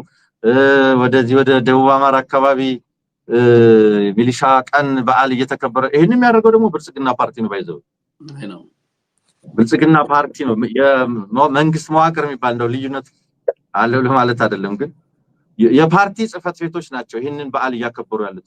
ፓርቲው ነው ሚሊሻዎችን በእንደዚህ አይነት ተልኮ ላይ እያሰማራ ውዳሴ እየሰጠ ለመልካም አፈጻጸማቸው ያለ እንግዲህ ሰሞኑን ተመልክተናል። ለወታደሮች ማዕረግ ሲሰጥ ነበረ በየእዙ መከላከያ ላይ። አማራ ክልል ሚሊሻ ደግሞ የበለጠ ኢምፓወርድ እንዲሆን በየአካባቢ የሚሊሻ ቀን እየተከበረ ለመልካም አፈጻጸም ያሳዩ ሰርቲፊኬትና ምናምን ማበረታቻ እንዲሰጣቸው ተብሎ ለአዳዲስ ውጊያና ለመሰል ነገር እንደገና እየቀሰቀሰ መሆኑን የሚያሳይ ነው። ፋኖ ግን በየአካባቢ በርካታ ምላሾችን በርካታ ድምሰሳዎችን እያደረገን ያለው ደጋግመን እንዳልነው እስከዛሬ ከተደረገው ዘመቻ ያገዛ እስከዛሬ ካደረገው የተለየ ነገር ሊያደርግ አይችልም። ፋኖ ከስከዛሬው የተሻለ እንጂ ከስከዛሬ ያነሰ ነገር ሊኖረው አይችልም። እንዳልከው ውጊያዎች ሰፍተዋል። አገዛዙ በየአካባቢው እንግዲህ ድሮን ወለጋም ላይ ይወረወረ ነው ያለው። እዚህም ንጹሃንን ሳማ ወራረጃ ያደረገ ነው የሚገኘው። በዚህ መንገድ ነው ውጊያዎች ቀጥለው ያሉት ለማለት ነው። እንግዲህ የህዝብ መገልገያ ተቋማት ላይ በተለይ ትምህርት ቤቶችና ሆስፒታሎች ላይ ያገዛዙ በቀጥታ የድሮን ጥቃቶችን እየፈጸመ ነው። ይሄ ተመሳሳይ ነው። በነገራችን ላይ ከሱዳን ጦርነቶች የምትማራቸው ይሄ አገዛዝ የሚከተላቸው የጦርነት ባህሪዎች አሉ። አንሙት በተለይ በአርኤስኤፍ እና በዚህ አገዛዝ መካከል የምታየው ተመሳሳይነት ያለምንም ልዩነት ሆስፒታሎችና ትምህርት ቤቶችን ታርጌት ያደረጉ ጥቃቶች ይፈጽማል። ዛሬም በወለጋ የምንሰማቸው ነገሮች እንደዚህ አይነት ነገሮች ናቸው። በነገራችን ላይ ሲቪሊያን እንደነዚህ አይነት ተቋማትን አቮይድ ማድረግ በዚህ ሰዓት በጣም የተገባ ነው። በተቋማት ላይ በካምፖች ላይ ንጹሃን አገልግሎቶች የሚሰጡባቸው አካባቢዎች ላይም ሰብሰብ ብሎ መገኘት በጣም ከፍተኛ ጉዳት ያደርሳልና ይሄንን በደንብ መገንዘብ ተገቢ ነው ብዬ ነው የማስበው። ሚሊሻን በተመለከተ ግን ለምንድን ነው ይሄን እያደረጉ ያሉት? ትዝ ይልሃል አንሙት የመከላከያን 100 ምናምንኛ ቀን የአየር ኃይሉን የእግረኛውን የተለያዩ ኃይሎች እንደዚሁ በየክፍለ ጦሩ በየምኑ በአከባበሮች ሲደረጉ ትሰማለህ አይደል? በየጊዜው በዋናነት አንተ እንዳልከው ለአዳዲስ ተልኮ ፋቲክ ውስጥ ነው ያለ የጦርነት ፋቲክ የሚባል ነገር አለ አይደል? አንሙት በሁለት ሳምንታት ለምሳሌ አሁን በቅርብ ጊዜ በኢራን እና በእስራኤል በአሜሪካ መካከል የሚደረገው ጦርነትን በተመለከተ የምታነሳቸው ነገሮች አሉ። ወታደሮች በዋናነት ፋቲክ ውስጥ ይገባሉ። ለረጅም ጊዜ የሚቀጥል ጦርነት ሲሆን እንደዚህ አይነት የመሰላቸት ሁኔታ ውስጥ ይገባሉ። በተለይ ደግሞ ተጨባጭ ዓላማ በሌለው ጦርነት ውስጥ የምታሰማራቸው ኃይሎች ሲሆን የብልጽግና ኃይል በዚህ ጦርነት ውስጥ ለመቀጠል የሚያስችል እንግዲህ በጦርነት ውስጥ እጅግ መሰረታዊ ከሚባሉ ነገሮች አንደኛው ዓላማ ነው። ለመዋጋት የሚያስችል ዓላማ ነው። ከዛ ውጪ አትሪሽን ነው የሚሆነው ጦርነቱ። ሙሉ ለሙሉ ባህሪው አይነቱ ይቀየራል። የሚሊሻን 30ኛ ዓመት መመስረት እንግዲህ ማክበር 30 ዓመት ከሚሊተሪውና ከጸጥታ ተቋማት ውጪ በፓራሚሊተሪ ስንጠበቅ ነበር እያለ ነው ብአዴን። 30 ዓመት ሙሉ በአንድ በኩል የአማራን ህዝብ ከኖርማል የጸጥታ መዋቅር በተጨማሪ ሚሊሻ እያደራጀ በሚሊሻ ሲጠብቅ እንደነበረ በግልጽ ማሳያ አድርገህ ልታነሳው የምትችለው። በነገራችን ላይ እጅግ አሳፋሪ ነገር ነው ባይዘው የሚሊሻ መመልመል። ኢትዮጵያ ውስጥ ብቻ ነው ኖርማላይዝ የተደረገው ሚሊሻን መመልመል። ሚሊሻ ፓራሚሊተሪ ነው አንሙት፣ ከጸጥታ መዋቅር ውጪ ነው። አንድ አገዛዝ በሰላማዊ በህጋዊ አስተዳደር ሀገርን መምራት ሲያቅተው እና ሀገሪቱ ውስጥ ያሉ የጸጥታ መዋቅሮች ሰላምን ማስተግበር ሲያቅታቸው አገዛዝ የሚዋሰው ሌላኛው ምርኩዝ ነው። ሚሊሻ ማለት ከህግ አግባብ ውጪ ነው፣ ከኖርማል የጸጥታ መዋቅሮች ውጪ ነው። ሚሊሻ አደራጅቶ ሚሊሻን ኢንስቲትዩሽናላይዝ አድርጎ ኖርማላይዝ አድርጎ 30 ዓመት የቀጠለ ስርዓት በምንም አይነት መንገድ አማራ ክልል ላይ ሊቀጥል አይገባውም። ፓራሚሊተሪ አደራጅቶ 30 ዓመት ሙሉ የሚሊሻን አመታት አከበረ ካልከኝ በምንም መንገድ ይሄ ኃይል ቅቡልነት ኖሮት መንግስት ነው ተብሎ በህዝባችን ላይ ዛሬም ተጭኖ በህዝብ ላይ እንዲቀጥል ማድረግ መፍቀድ ተገቢ ነው ብዬ አላስብም። and there is no constitutionalism ሚሊሻ በሚያደራጁ ስቴት አክተሮችና ከዛ በኋላ በህግ የሚመሩ አክተሮች ልዩነት ያለ ይኸውልህ ሚሊሻ ካደራጀ በኋላ ህገ መንግስታዊነት የለም እና ህጋዊነት የለም። ሚሊሻ የምታደራጅ ከሆነ በመደበኛ የህግ ማስከበሪያ ተቋማት ሀገሪቱን በሰላምና መረጋጋት እንዲኖራት ማስቻል አልቻልክም ማለት። አርሶ አደር እየጠለፉ እያመጡ አርሶ አደርን መሳሪያ እያስታጠቁ የአርሶ አደር በተመሳሳይ የጸጥታ መዋቅር ድጋፍ እንዲያደርግ ያገዛዝን ህልውና ለማራዘም አርሶ አደርን ወደ ሚሊሻነት ማምጣት ከበአዴን ጭንቅላት ውጪ በሌሎች አካባቢዎች ላይ የተወገዘ ተግባር መሆኑን በጊዜ አጋጣሚ ማንሳት የተገባ ነው ብዬ ነው ማስበው። ግን ለምንድን ነው ሰሞኑን ይሄን እያደረጉ ያሉት? አንሙት ሚሊሻው ከፍተኛ ምት አስተናግዷል። በሁሉም ረገድ ወታደራዊ ጥቃት ተፈጽሞበታል። ራሱን መልሶ ለማደራጀት የሚያስችል ነገር የለውም። ከዛ ውጪ ከፍተኛ የስነ ልቦና ተጽዕኖ እና ማህበራዊ ተጽዕኖ ገጥሞታል። ሚሊሻ ለመቀጠል ህልውናው አደጋ ውስጥ ገብቷል። በማህበረሰቡ ሪጀክት ተደርጓል። ሚሊሻ ልክ የመንግስት የጸጥታ መዋቅር ናቸው የሚባሉት ተቋማት በህዝቡ እንደተገለሉት ሁሉ አሁን የኢትዮጵያ ህዝብ ዋና ሴንስ ኦፍ ኢንሴኩሪቲ የሚመነጨው ከመንግስት የጸጥታ መዋቅሮች ነው አይደለም? ዘራፊው መንግስት ነው፣ ገዳዩ መንግስት ነው፣ ጦረኛው መንግስት ነው፣ የሚወጋው መንግስት ነው፣ ኮንትሮባንድ የሚነግደው መንግስት ነው፣ የጦር መሳሪያ የሚነግደውና የመንግስት የጸጥታ መዋቅር ነው። ሚሊሻም ተመሳሳይ ጣፈንታን የገጠመው በህዝብ ተነጠለ። ማህበረሰቡ እንዳይደርስበት አደረገው። ሚሊሻ ሞቶ መሰረታዊ በማህበረሰብ ውስጥ የተከበረ የቀብር ስነ ስርዓት እንኳን እያገኘ አይደለም ያለው። ለምን? ያገዛዙ አካል ተደርጎ ነው የታየው በህዝቡ። በዚህም ምክንያት ከከተማ አልወጣም ብሎ ደብረታቦርን ጨምሮ አንሙት በቅርብ ጊዜ የሰማናቸው ነገሮች ምንድናቸው? ሚሊሻ ከከተማ አልወጣም። ራያ ቆቦ ላይ እርስ በርስ ሲዋጋ ነበር ከመከላከያው ጋር። ጋሸና ላይ ከመከላከያው ጋር ሲዋጋ ታስታውሳለህ። በተለያዩ አካባቢዎች ላይ ከከተማ አልወጣም፣ ተልኮን አልተገብርም፣ አልፈጽምም እያለ ነው። ማበረታቻ ይዘህ መምጣት አለብህ፣ ማታለያ ይዘህ መምጣት አለብህ። እነዚህ ማታለያዎች አንተ እንዳልከው የሚሊሻ ቀናትን ማክበር፣ ሽልማት ላፈጻጸማቸው ምናምን ብለህ ደሞዝና ጥቅማ ጥቅሞችን መስጠት፣ ይሄንን የማታለያ ስልት ተከትለህ ሚሊሻ ምርጫ ለማስፈጸምም ቢሆን በየወረዳዎች ውስጥ የምታደርጋቸውን ቀጣይ ተልኮዎች ለማስፈጸም ሚሊሻን ከፊት ካኖን ፎደር አድርገህ ማስገባት አለብህ። በአንድ በኩል የአማራን አርሶ አደር ይጨርስልሃል፣ በሌላ በኩል እነዚህን ወረዳዎች ለመቆጣጠር የሰው ኃይል ግብአትን ታጠናክርበታለህ። ይሄንን ማፍረስ ይገባል። ይሄንን የምታፈርሰው ሚሊሻውን ምን በማድረግ ነው? ቅድም እንዳልኩት አማራ በማድረግ ነው።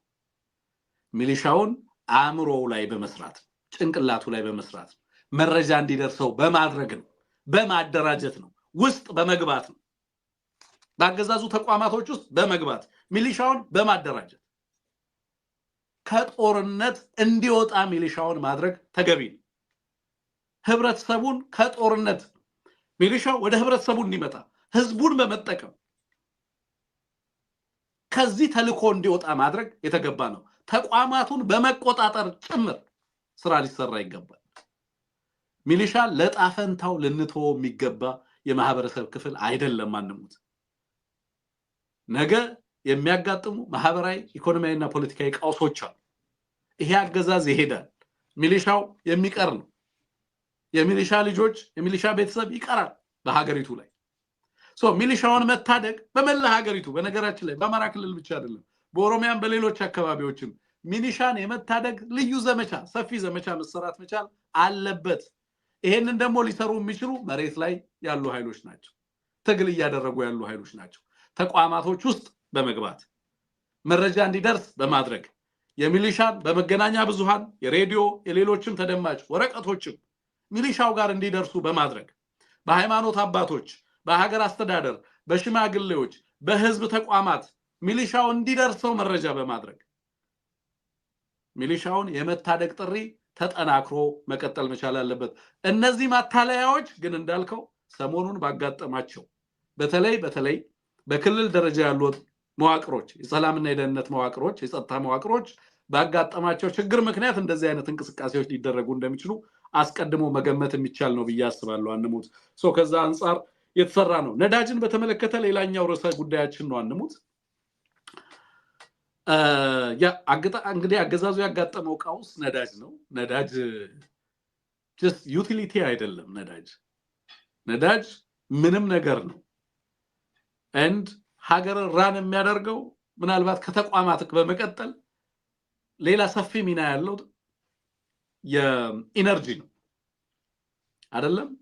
የፖለቲካ ማሽነሪው አይደለም ኢትዮጵያን የሚያንቀሳቅሰው። አንሙት ኢትዮጵያን የሚያንቀሳቅሰው ያገዛዙ ተቋማት ጥንካሬ አይደለም። ኢትዮጵያን የሚያንቀሳቅሰው በአንድም በሌላ መንገድ ያለው መጠኑ የተወሰነም ቢሆን የሚደርሰው ኢነርጂ በሀገሪቱ ላይ በዋናነት በሀገሪቱ ውስጥ ያለውን ኢኮኖሚ በማንቀሳቀስ ማህበራዊ አገልግሎትን በማሳለጥ ያለው ሚና ቀላል አይደለም። አሁን ኢነርጂ ወደ ምን ተሸጋገረ? ከማህበራዊና ኢኮኖሚያዊ ቀውስነት ወደ ፖለቲካል ካታስትሮፍ ወደ ፖለቲካዊ ቀውስነት ሽግግር እያደረገ ነው። ኦህዴድ ከሌላ ከሚያደርጋቸው ጦርነቶች በተጨማሪ ሌላ የሚዋጋው የጦርነት አድማስ የጦርነት መስክ መጥቶበታል። it's another war front። አሁን ምን እያደረገ ነው? ከአዋሽ የሚቀዳው ስትራቴጂክ ሪዘርቭ የሚባለው ከተለያዩ አካባቢዎች ላይ የነበረውን ማጠራቀሚያ እዛ ውስጥ የነበረውን ነዳጅ እየቀዳ ወደ ገበያ ሲያሰራጭ ነበር የነበረው። አለበቃ እነዛም እዛ ቦታ ላይ ያለው የናሽናል ሪዘርቭ የሚሉትም ክምችቱ ሙሉ ለሙሉ የተመናመነ መምጣቱን ሰምተናል። በቀጣይ ኢንፎርስ ሊያደርጋቸው ሊያስተገብር የሚፈልጋቸው ጠንካራ ነገሮችን እየተመለከትን ያለን። ከነዚህ ውስጥ ሰራተኛ የመቀነስ ሰራተኞች ቤታቸው እንዲቀመጡ የማድረግ የመንግስት ተቋማትና የአገልግሎት ተቋማትን የመዝጋት ትራንስፖርት አስፈላጊ ባልሆኑ ጉዳዮች ላይ ትራንስፖርትና የትራንስፖርት እንቅስቃሴ እንዲታቀብ በማድረግ አንዳንድ ካምፓኒዎችንም እንደዚሁ በመዝጋት ፋብሪካዎችንም በመዝጋት ይሄንን የገጠመውን ቀውስ ከማህበራዊና ኢኮኖሚያዊ ቀውስ ወደ ፖለቲካዊ ቀውስ እንዳይሸጋገር ርብርብ እያደረገ ነው ያለው። ለማስቆም ጥረት እያደረገ ነው ያለው። ምንድነው ሊያጋጥም የሚችለው የሚለውን ነገር አንሙት እንድታነሳልኝ ይፈልጋለሁ። እነዚህ ጊዜያዊ መፍትሄዎች እንግዲህ ጦርነት ሲመጣ ከዓለም ጦርነት በሰላም ጊዜ ምን አተረፈን እያለ ሲመጻደቅ ነበር። እንግዲህ በአብይ አህመድ አንደርስታንዲንግ ጦርነት ሁሉ በዓለም ላይ የሚከሰት ጦርነት በሀገር ላይ የሚያመጣው ተጽዕኖ የለም። እንደውም እንዴት ከዛ ጦርነት ኦፖርቹኒቲ ማግኘት እንዳለበት ሲያሰላ እንደነበረ ነበር ሲናገር የነበረው። እንደውም አንዳንዶቻችን እንዴ በዓለም ላይ ለሚነሱ ጦርነቶች ዝግጁ ከመሆንም አልፎ ስትራቴጂካሊ እንዴት ከነዛ ጦርነቶች እንደሚጠቀም የሚያስብ ጂኒየስ ነው እንደ ሰውዬ። ምን አይነት ፖሊሲዎችን ቢያዘጋጅ ነው በዚህ ልክ የሚናገረው? ከሌሎች ሀገራት በተለየ መንገድ እኛ ከጦርነት ማትረፍ የምንችል ሀገራት ነን በሚል ራሱን ከሰላም የማያተርፍ ኤግዚስቲንግ አሁን ያለው ስታተስ ኮ ኢትዮጵያን እንደማይጠቅማት ሲናገር የነበረ ግለሰብ አሁን በእስያ ቤቶች እንዲዘጉ ፋብሪካዎች እንዲዘጉ ህብረተሰቡ አላስፈላጊ ጉዞዎችን እንዲቀንስ እንደውም የነዳጅ አጠቃቀም ትምህርት በቴሌቪዥን እንዲሰጥ ጫና እያደረገ እንዳለ ወታደሩም ለሚመጣው ካታስትሮፍ ፖለቲካዊ ቀውስ ራሱን እንዲያዘጋጅ ትዕዛዝ እያስተላለፈ ነው ያለው። ምን ማለት ነው ይሄ የሚለውን አንሳለን።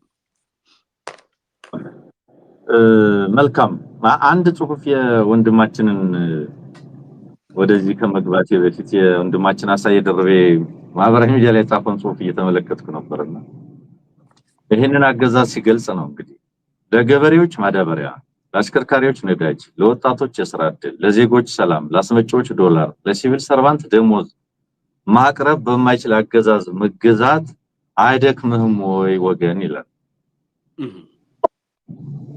እንግዲህ ስለ ንብርብር ቀውሶች ንብርብር ቅራኔዎች በተደጋጋሚ አንስተናል። የዚህ አገዛዝ ደግሞ ባህሪ እንግዲህ ብለነው ብዙ ነገር ማለት ነው። አሁን ቢክደው ኢትዮጵያ በረሃብ ሰው የሚሞትባት ሀገር መሆኗን በቀውስ ላይ ቀውስ እየተስፋፋባት ያለች ሀገር መሆኗን በእያንዳንዱ ጉዳይ ላይ ነገሮች ወደ ኋላ ተቀልብሰው ነገሮች ወደ ከፋ ደረጃ እየሄዱ ይሄ በስፋት በሚነገርበት ሀገር ላይ የብልጽግና ተምሳሌት የሆነች ሀገር እየፈጠረ ነው ብሎ የስንዴ ችቦኑ ነዶ ምናምን ያሳያል።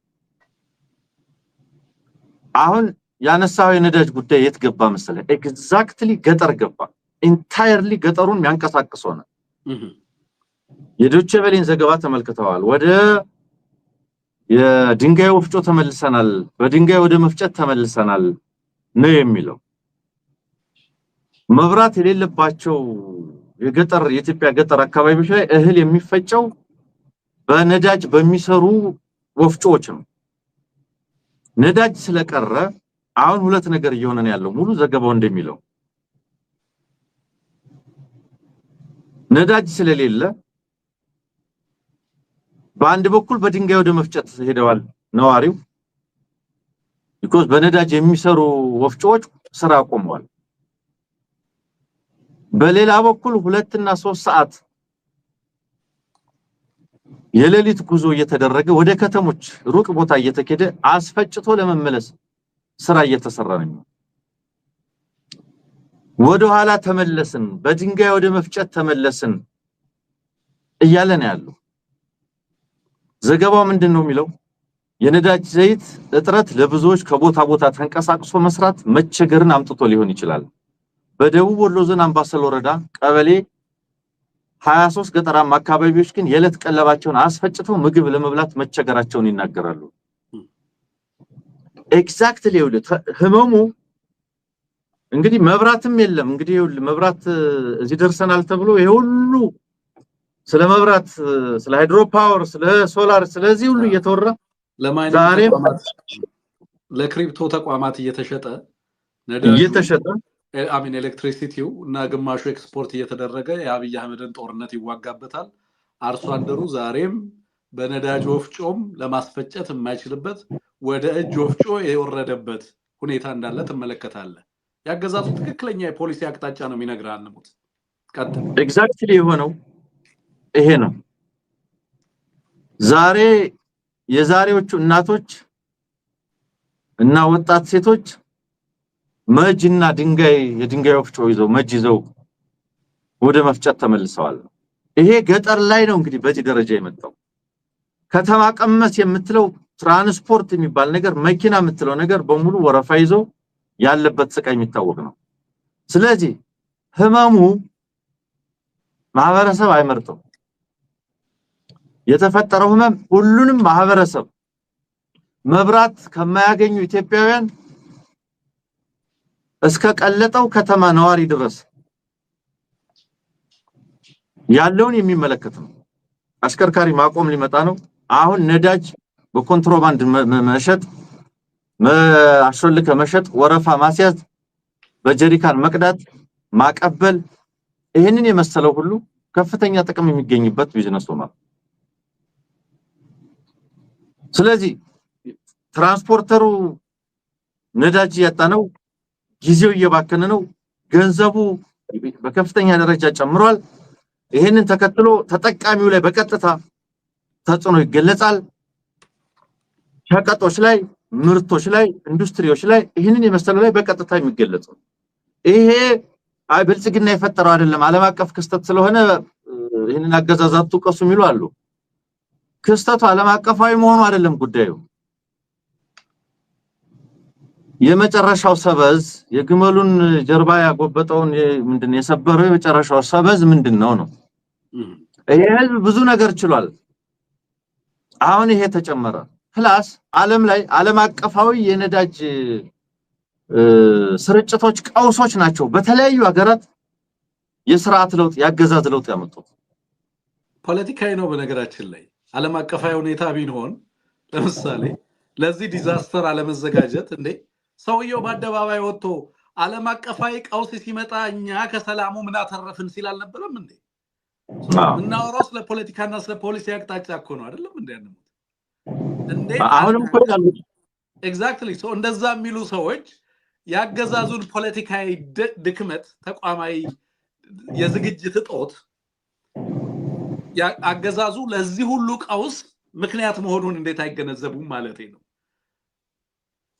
አይደለም የሚሉ አሁንም ቢሆን የነዳጅ መወደድ አዲስ ነገር ይዞልን መጥቷል የግሪን ቴክኖሎጂ የግሪን ያረንጓዴ ምንድነው የምትለው የኃይል አቅርቦት የሰውን አሁን እኮ በስኩተር በኤሌክትሮኒክ ስኩተር በሳይክል በምን ተጓዙ እየተባለኮ ነው በሞተር በምን እንደዚህ አዲስ ባህል ከዚህ ቀውስ ውስጥ ራሱ ያተረፈን ነው ይያሉኮ ነው ያሉትና ዓለሙ ስሚ ትራንስፖርት ሚኒስትሩ እኮ ያተረፈን ነው አዳነች እኮ በእግራችሁ ሄዱ አለች እኮ አጭር መንገድ በእግራችሁ ሄዱ ሳይክል ተጠቀሙ ስኩተር ንዱ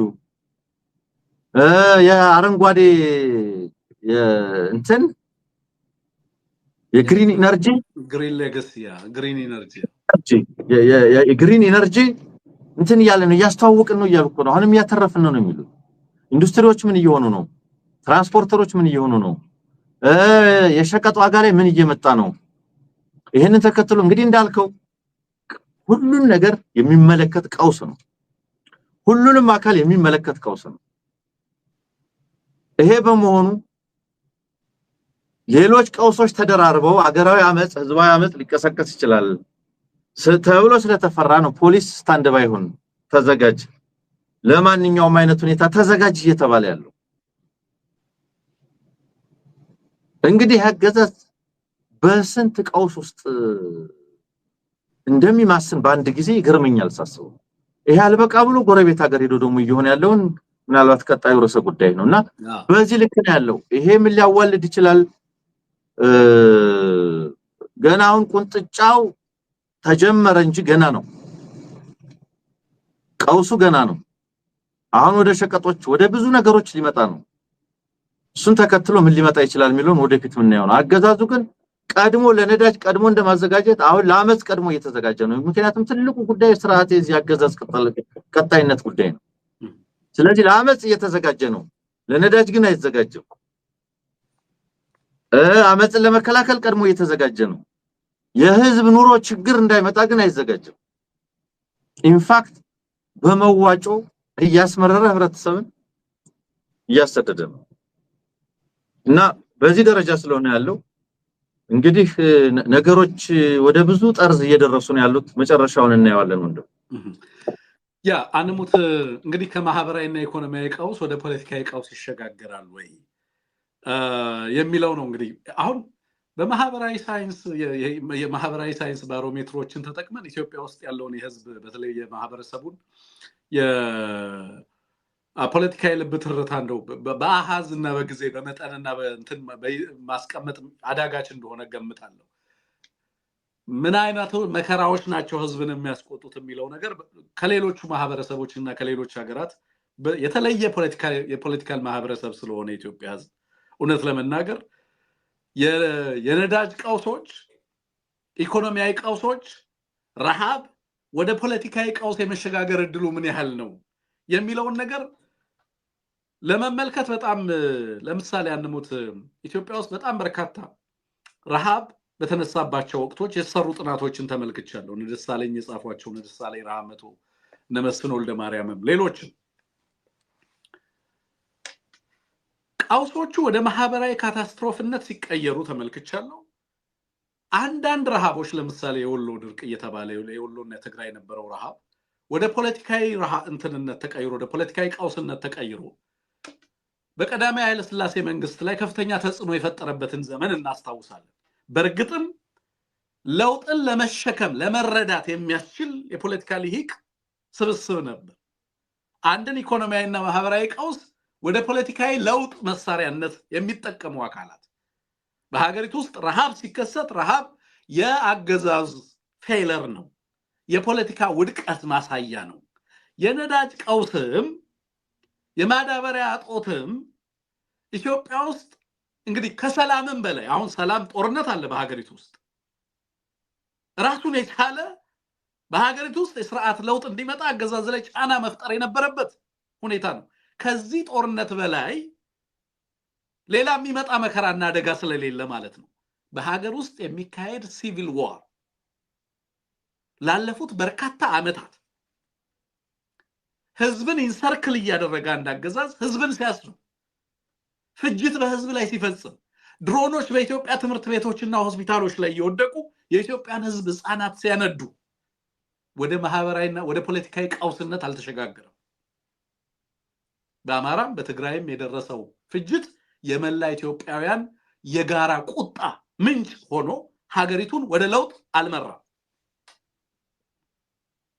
ይሄ በሌሎች ሀገራት ውስጥ የማይታሰብ የኬንያ መንግስት በኬንያ ውስጥ በሚገኝ በአንዱ ግዛት ላይ እንዲህ አይነት ጦርነት ቢያካሂድ መላ ኬንያ ትናጣለች። ይሄንን ሌላ ሀገር ላይ አንድ አገዛዝ በራሱ ህዝብ ላይ ድሮን እየተኮሰ ሁሉንም እዝ አስገብቶ በየአርሶ አደሩ ቆይ እንደዚህ አይነት ፍጅት ቢፈጽም ሀገር ትታመሳለች። ከዚህ በላይ ልሂቃንን በጋራ ህዝብን በጋራ ሆ ብሎ እንዲነሳ ለለውጥ እንዲተጋ የሚያስነሳ ሌላ ጉዳይ የለም ባይነኝ። ግን ይሄም ኢትዮጵያውያንን በጋራ አቁሞ ለለውጥ እንዲነሱ የሚያደርግ ጉዳይ ሆኖ አልተመለከትነው። የሚደረጉ ተጋድሎች ተናጥላይ እንደሆኑ እንረዳለን። ሌላው በዚህ ጦርነት ምክንያት ቀደም ስታነሳ የነበሩት ነገሮች ነበሩ። ለምሳሌ መዋጮዎች አሉ። ህዝብን እንግዲህ ያገዛዝ በብዙ መንገድ ሲበዘብዝ በብዙ መዋጮዎች በብዙ ሁኔታዎች ይሄንን ጦርነት ህዝቡ እንዲሸከመው ለማድረግ ጥረት ሲደረግ ተመልክተናል። በግብር በተለያየ መንገድ ያልበቃ ብሎ በኮሪደርን ልማት እያለ ህብረተሰቡን ሲያፈናቅል ተመልክተናል። ያልበቃ ብሎ በርካታ ማህበራዊና ኢኮኖሚያዊ ድርብርብ ቀውሶች ሀገሪቱን ታስተናግድ ሆኗል። አንሙት። እነዚህ ሁሉ ወደ ፖለቲካዊ ለውጥ የሚመሩ በተለይ በከተሞች የሚደረገውን የህዝብ ቁጣ ከመቀስቀስ አንፃር ያስመዘገቡትና ያመጡት ውጤት የሚገባውን የችግሩንና እየደረሰ ያለውን መከራ መጠንና የህዝብን ቁጣ ስትመለከት የሚመጣጠን ሆኖ አትመለከተው። በኑሮ ቀውስ ውስጥ በከፍተኛ የኑሮ እንግዲህ በኑሮ ቀውስ ውስጥ በብዙ መንገድ የተጎዳ ማህበረሰብ ነው ያለው። ኩርፊያው አለ፣ ቁጣው አለ። ግን ደግሞ ወደ ፖለቲካዊ አመጽ ተቀይሮ በአንድም በሌላ መንገድ አስገድዶ አገዛዝን ወደ ፖለቲካዊ ለውጥ አገሪቷ እንድትገባ ለማድረግ የተካሄደበት ርቀት አነስተኛ ነው ብዬ ነው ማስበው። የነዳጅ ቀውስ ወደ ፖለቲካዊ ቀውስ የመሸጋገር እድሉ በኢትዮጵያ ምን ያህል ነው? በሌሎች ሀገራት ላይ ተመለከታል። በቅርብ ጊዜያቶች ለምሳሌ እነ ኬንያ ይሄ ችግር እንደሚመጣ አስቀድመው የተገነዘቡ ሀገራት መጠነ ሰፊ ዝግጅት ያደረጉ ሀገራት አሉ። ዝግጅት ያላደረጉ ሀገራትም አሉ። ለምሳሌ ሶማሊያ፣ ኢትዮጵያ ዝግጅት ያላደረጉ ግን አለን ሲሉ የነበሩ በአደባባይ የወጡ በርካታ ነገር ሲናገሩ የነበሩ ከቀውስ እናተርፋለን ሲሉ የነበሩ በተጨባጭ በማዳበሪያና በነዳጅ ላይ የመጣ ያለው ቀውስ አሁን ሙሉ ለሙሉ ማህበራዊና ኢኮኖሚያዊ እንቅስቃሴ እንዲቆም እያደረገ በከባድ ተጽዕኖ ውስጥ እንግዲህ በተጽዕኖ ላይ ተጽዕኖ እንዲመጣ እያደረገ ነው ያለው። ይሄ ወደ ፖለቲካዊ የኢትዮጵያን ወደ ፖለቲካዊ ለውጥ ይመራታል ወይ? እንደዚህ አይነት ቀውሶች ወደ ምን ይሸጋገራሉ የሚለውን ነገር በደንብ ማስላት ያስፈልጋል። ኢትዮጵያ ውስጥ ለውጥ ኢኔቪታብል እንደሆነ እናስባለን። ሚዲያውም፣ ልሂቃኑም፣ የፖለቲካ ልሂቁም ህብረተሰቡ ለለውጥ እንዲነሳ እናሳስባለን። ግን ደግሞ አብዛኞቹ ለውጦችን ለማምጣት የሚያስችሉ ነገሮችን አስቀድሞ ፕላን አድርጎ በመስራት ረገድ በጣም ውስንነት አለ። የነዳጅ ቀውስ ከፍተኛ ማህበራዊና ኢኮኖሚያዊ ቀውስ ይፈጥራል፣ ህዝብ ቁጣን ይፈጥራል። ግን ወደ ፖለቲካዊ ለውጥ የሚመራው የፖለቲካ ልሂቃኑ ይሄንን አስልተው መንቀሳቀስ ሲችሉ ብቻ ነው እንጂ በራሱ ህብረተሰብን ወደ ለውጥ አይመራም ወይንም በራሱ ለውጥ አያዋልድም። ይሄንን እንደ ኦፖርቹኒቲ ተጠቅመው በሀገሪቱ ውስጥ የደረሱ ከዚህ በፊትም የተከማቸ ቅራኔና ብሶት ብሎም ጦርነትና ፍጅት እንዲቆም ሀገሪቱ ውስጥም ዴሞክራሲያዊ ለውጥ እንዲመጣ የማድረግ እድል ግን ይዞ ይመጣል። ያንን እድል የመጠቀምና ያለመጠቀም ጉዳይ የህዝቡና የልሂቃኑ ጉዳይ እንጂ በራሱ ለውጡ አይመጣም። አዎ የነዳጅ ምሬት ይመጣል። ሶ ዋት? አዎ ህዝቡ ላይ ተጽዕኖ ያሳድራል። አዎ የንግድ እንቅስቃሴ ይቆማል። አዎ የኢኮኖሚያዊ እንቅስቃሴ ይቆማል። አዎ ፋብሪካዎች ይዘጋሉ። አዎ ትምህርት ቤቶች ይዘጋሉ። አዎ የባጃጅ ትራንስፖርት አገልግሎት ይቆማል። አዎ ሶ ዋት ወደ ህዝባዊ ቁጣ ተቀይሮ በሀገሪቱ ውስጥ ለውጥ እንዲመጣ ከተፈለገ ፕላን አርገህ ልትሰራበት ይገባል። የፖለቲካ ሊቅ ይሄንን የህብረተሰብ ቁጣ ወደ ፖለቲካዊ ለውጥ እንዲሸጋገር ለማድረግ ስራ ሊሰራበት ይገባል። በትግል ላይ ያለውም አካል በተለያየ መንገድ እታገላለሁ የሚለውም አካል በተቀናጀ መንገድ እንደነዚህ አይነት የህዝብ ብሶቶችን ቅራኔዎችን ያገዛዙ የፖለቲካ ውድቀት መገለጫ አድርገው ማሳየት መቻል አለባቸው። ኢራን ላይ ጦርነት ወይንም ኢራን ጦርነት ውስጥ ስላለች ወይንም ሆርሙዝ ስለተዘጋ የነዳጅ አቅርቦት አዲስ አበባ ላይ ከተከሰተ ይሄ የፖለቲካ ውድቀት ነው እንጂ ሆርሙዝ ላይ መንገድ መዘጋቱን አይደለም የሚያሳየው። የስ እንዲህ አይነት ነገሮች እንዲመጡ ግን መንግስት ኃላፊነት አለበት። አስቀድሞ ተንትኖ ለዚህ ራሱን አዘጋጅቶ ህብረተሰብን ከእንደዚህ አይነት ተጋላጭነት ለመከላከል መሰራት የነበረባቸውን ስራዎች ባለመስራቱ ዋጋውን ሊከፍል ይገባል። ህዝብ አይደለም መከራውን መቀበል ያለበት ነው። ያንን መስራት ተገቢ ነው ብዬ ነው የማስበው። ከዚህ አንፃር ብዙ ስራ እንዲሰራ ተስፋ እናደርጋለን። እኔ በተለይ ደግሞ በፖለቲካ ውስጥ የሚሳተፉ የፖለቲካ ልሂቃን ምርጫና በምርጫው ላይ ከሚሰጡት አስተያየት ይልቅ በሀገሪቱ ውስጥ ለውጥ የሚመጣበትን ህዝብ የለውጡ ሂደት ባለቤት የሚሆንበትን ስርዓት በመፍጠር ረገድ ይሄ ምርጫ የሚሉትን ድራማና ቀልድ ትተው ማለት በተጨባጭ ህብረተሰቡን አደራጅተው ለለውጥ እንዲተጋ ህዝቡ በጋራ እንዲቆም ማድረግ እስካልቻሉ ድረስ አሁንም ህብረተሰቡን ተነስ ብቻ ብትለው የሚመጣ ለውጥ የለም። በተጨባጭ ካልሰራህበት በቀር ለውጥ ይከሰታል ብሎ ተስፋ ማድረግ እንጂ በተጨባጭ ያንን ለውጥ መች እንዴት ይከሰታል የሚለውን ነገር ስራ ሰርቶ ካላመጡት በራሱ የሚከሰት ነው ብሎ ማሰብ አይቻልም። አንሙት ወደ ሌላኛው ጉዳያችን እንለፍ። እንግዲህ አብዱልአዚዝ ለፍተንጋሪን የሚባለው የሳውዝ ዌስት አስተዳደር ባይዶዋ ላይ ያለው በነገራችን ላይ ኢትዮጵያ እንግዲህ መከላከያም የነበረው ላለፉት 16 ዓመታት እንደምታውቀው በባይዶዋ ነው። ይሄ አካባቢ ከኢትዮጵያ ጋር የተለየ ግንኙነት የነበረው ነው። በነገራችን ላይ በሶማሊያ ውስጥ በሚኖሩ እንቅስቃሴዎች የሶማሊያን ሰላም በተመለከተ ኢትዮጵያ የምትሰራቸው የነበሩ መጠነ ሰፊ ስራዎች እንደነበሩ ታውቃል። አሁን ዛሬ ሃላኔ ከሚባለው ኮምፓውንድ በተለይ ቪላ ሶማሊያ ውስጥ ያለ እጅግ ሴኪዩርድ የሆነ ኮምፓውንድ ነው ሃላኔ ኮምፓውንድ የሚባለው። በዛ ኮምፓውንድ ውስጥ ሼህ መሐሙድ የሼህ ሐሰን መሐሙድ የሶማሊያ ፕሬዝዳንት ለዲፕሎማቶች ገለጻ አድርጓል። ማንን በተመለከተ? ሳውዝ ዌስት የተባለውን የሶማሊያን ግዛት በተመለከተ።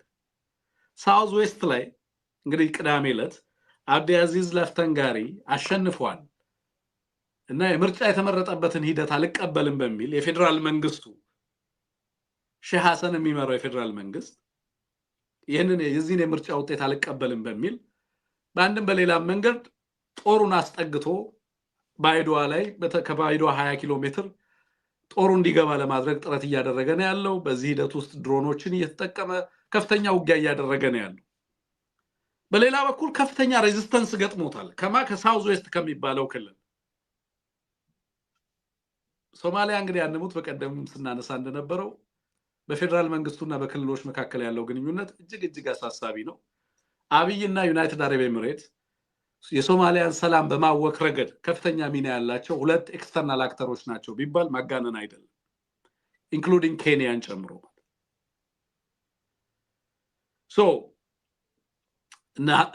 አህመድ ማዶቤኒ የሳውዝ ዌስቶቹንም ጁባላንድንም ሌላውንም የሶማሊያ ግዛቶች በፌደራል መንግስቱ ላይ እንዲያምፁ በማድረግ ከፍተኛ ስራ ሲሰሩ ትመለከታል።